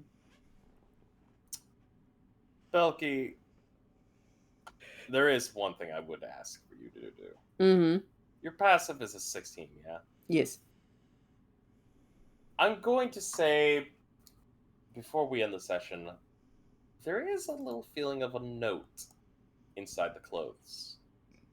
I will, after we all sit down, I'm going to pull it out and read it discreetly. You read the note, and there are 2 messages put on it. Mm. The one is an outside message that the Sultan kind of wrote down, saying, "Thank you for a wonderful story." Aw.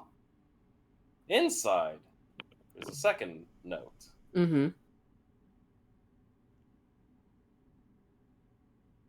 And it reads as this. Mm-hmm. I don't know where you got your looks, but I hope you kept the receipt. Wow! XOXO Carson. I don't know whether Damn. I don't know whether to punch that guy in the face or to have him pick my next outfit. Monkey will just tuck it away. Sounds like it should be the latter. Apparently. Fuck. With that, we shall end tonight's session. Yay! We go out on Belkin Yeah, getting guys. roasted. Fuck. You got Fine, to lay Belky the has fire dragon. resistance. I got to have my fun. Yeah, apparently. But yeah, no, congratulations, guys. You have Yeah. managed to enjoy a nice little shop downtime session. Get yourself some new gear, some clothing, and also participate in extracurricular activities. Yay. And since we know that you have corporate coming in to mess with your day tomorrow, we will let you start around the horn today, so that way you can get to the rest. Thank you. I will go after. Yee. Hi, everybody. You can find me on twitch.tv/jfrost747 and on Twitter at the same username. Find me on Good Beans channels like twitch.tv/FartingsHeart every Sunday and every other Tuesday for our War of the Shattered Sun and our Rascals in Ravnica campaign. We've exposed a traitor. We're going to go confront this traitor. This traitor is somebody who I guarantee you has probably got some nasty surprises up their sleeve. Wish us luck. We're also trying to bring back somebody who has become cadaverific in our Ravnica campaign. I miss our buddy. I miss our buddy. I miss our little friend. I'm willing to go to war for him. But you can also find me here every other Saturday for our Saved by the Spell campaign. And god damn it, I love playing with these chuckle fucks. I'm holding up a little heart symbol for all of you. Aw. Well, we love playing with you. And I was This just... is by Go ahead. This is by far one of the most chaotic tables I have ever been a part of, and I'm all for it. I also want to point out something. We were talking about how much like people comment and stuff on videos. Mm-hmm. This is still the most loved series on my YouTube channel. So yeah, people like our shit. Good. Huh. Yeah, I think the first episode's almost at 1,000 views. Woohoo! Man, I can't wait to start emotionally destroying you people with what's to come. You've already done that. Oh, it's gonna get far worse. Wand knows. Mm. J Frost, you cannot possibly destroy me any more than Lanny already has. Oh, Bob. You No. underestimate the depths. No, I think I haven't seen all that series. I think I'm with Bob on this one. Fuck. Well, not for lack of trying. I will do my best. If not, oh well. Yeah, trust me, that's not a thing against you. That's a thing against holy shit, Lanny. That boy Daenerys done seen some shit. A It's whole alright. lot of shit. We'll God give damn. him extra chocolate milk. Well done. Now let's move on to Krista because again, you gotta rest. Yeah. Yeah. Peace. Hello. I am Krista, also known as Spoiled Chestnut. I really only show up here every other Saturday because I work 9 to 5. That's it. Go, Catmandu. Bye-bye. Bye. Greetings and salutations. I am Shadow Dancer Bob. You can find me on Twitch, Twitter, YouTube, Blue Sky, Patreon. If you can find me on some kind of social media, it's likely that I'm there. I've got a lot of things going on throughout the week. Maybe I'll actually do them. Watch my one shot that I just did. It's going to be it's a lot of fun and fantastic. I did a lot of interesting things for it. Watch the Murder Cave. Watch Roll with Me. Watch Shark Squad. I don't fucking know. I'm tired. I've gone through 8 or 10 hours of D&D nonstop today. Willie, go. Oh, you can find me at XWiley on Twitch and Twitter. I play RNG-based games. And you can also find me on that Ravnica game on Fighting Touch channel, on Helix Sucks' channel every other Thursday. And I got a Ko-Fi, YouTube, and Blue Sky at Wiley Willie. More music's coming. Yay! Hi, where can we find you? As I drag the sentence on to give you time. Hoi hoi. You can find me here and on Instagram at ZymySite. Pretty much all my other socials you can find via my card, but it's either under Zymy or Zyminess, YouTube, Blue Sky, all that jazz. You can catch me on Tuesdays playing Final Fantasy X HD Remastered, where we're in the Calmlands and having a fun time. We caught all the animals that we needed to capture, and I completely forgot there was a Pokemon aspect in that game. On Fridays, I'm doing Fistful of Fridays where we play beat 'em ups or fighting games. And Tekken 8 came out yesterday, so you know what we're playing. Lily Mains Unite and Azucena's Stand Up. Let's go. Saturdays I'm here playing with these lovely beans. With some D&D. And on Mondays, well, I'll let Vaughn take that away. True, but let's let CG go first. Nah, I don't have anything to say. Oh, to be fair, every Said game he's that. in, he has already been named. Exactly. Alrighty, well then I will go. Hey, you've already found me here, twitch.tv/BurnoutVaughn. You can find me on Twitter, YouTube, Blue Sky, and over on Patreon at the Burnouts Bar, where I promise we have a bunch of stuff ready. We just have to start actually formatting all of it, at least for the D&D content, which we do at least have one post up for the Pack Hunter Ranger. But yeah, Monday we have Wizard Sibs Plays, where we get into the RE4 remake. So yeah, gonna be a lot of running, gonna be a lot of input for both our two battered babies. Then on Saturday this week, because it's bi-weekly, we will be getting into No Love War Extra with Zako Duo, where hopefully we're going to finish the Nirvana initiative. There's been so many bodies hitting the floor. And I can say that because all the bodies are cut in two. So many bodies have hit the floor. But aside from that... What? Oh no, I said, let the bodies hit the floor. I started singing. Bodies hit the bodies, hit the bodies. And like I said in the outro, at the break, look forward to, again, Those Who Wander, our Domain of Dread game coming on February 25th. I am super looking forward to finally having the session 0. We've been waiting on this for like almost 3 months, like organizing it and everything. Oh, you are all going to meet the horrible, horrible murder child that I built, and I can't wait. But with that being said, we gotta find somebody to raid. I know who we can raid. Who? It's someone's birthday today. Oh. Rawl's birthday. Oh, yeah. Okay. That it is. So that'll make it easy for a raid message. Doodly do.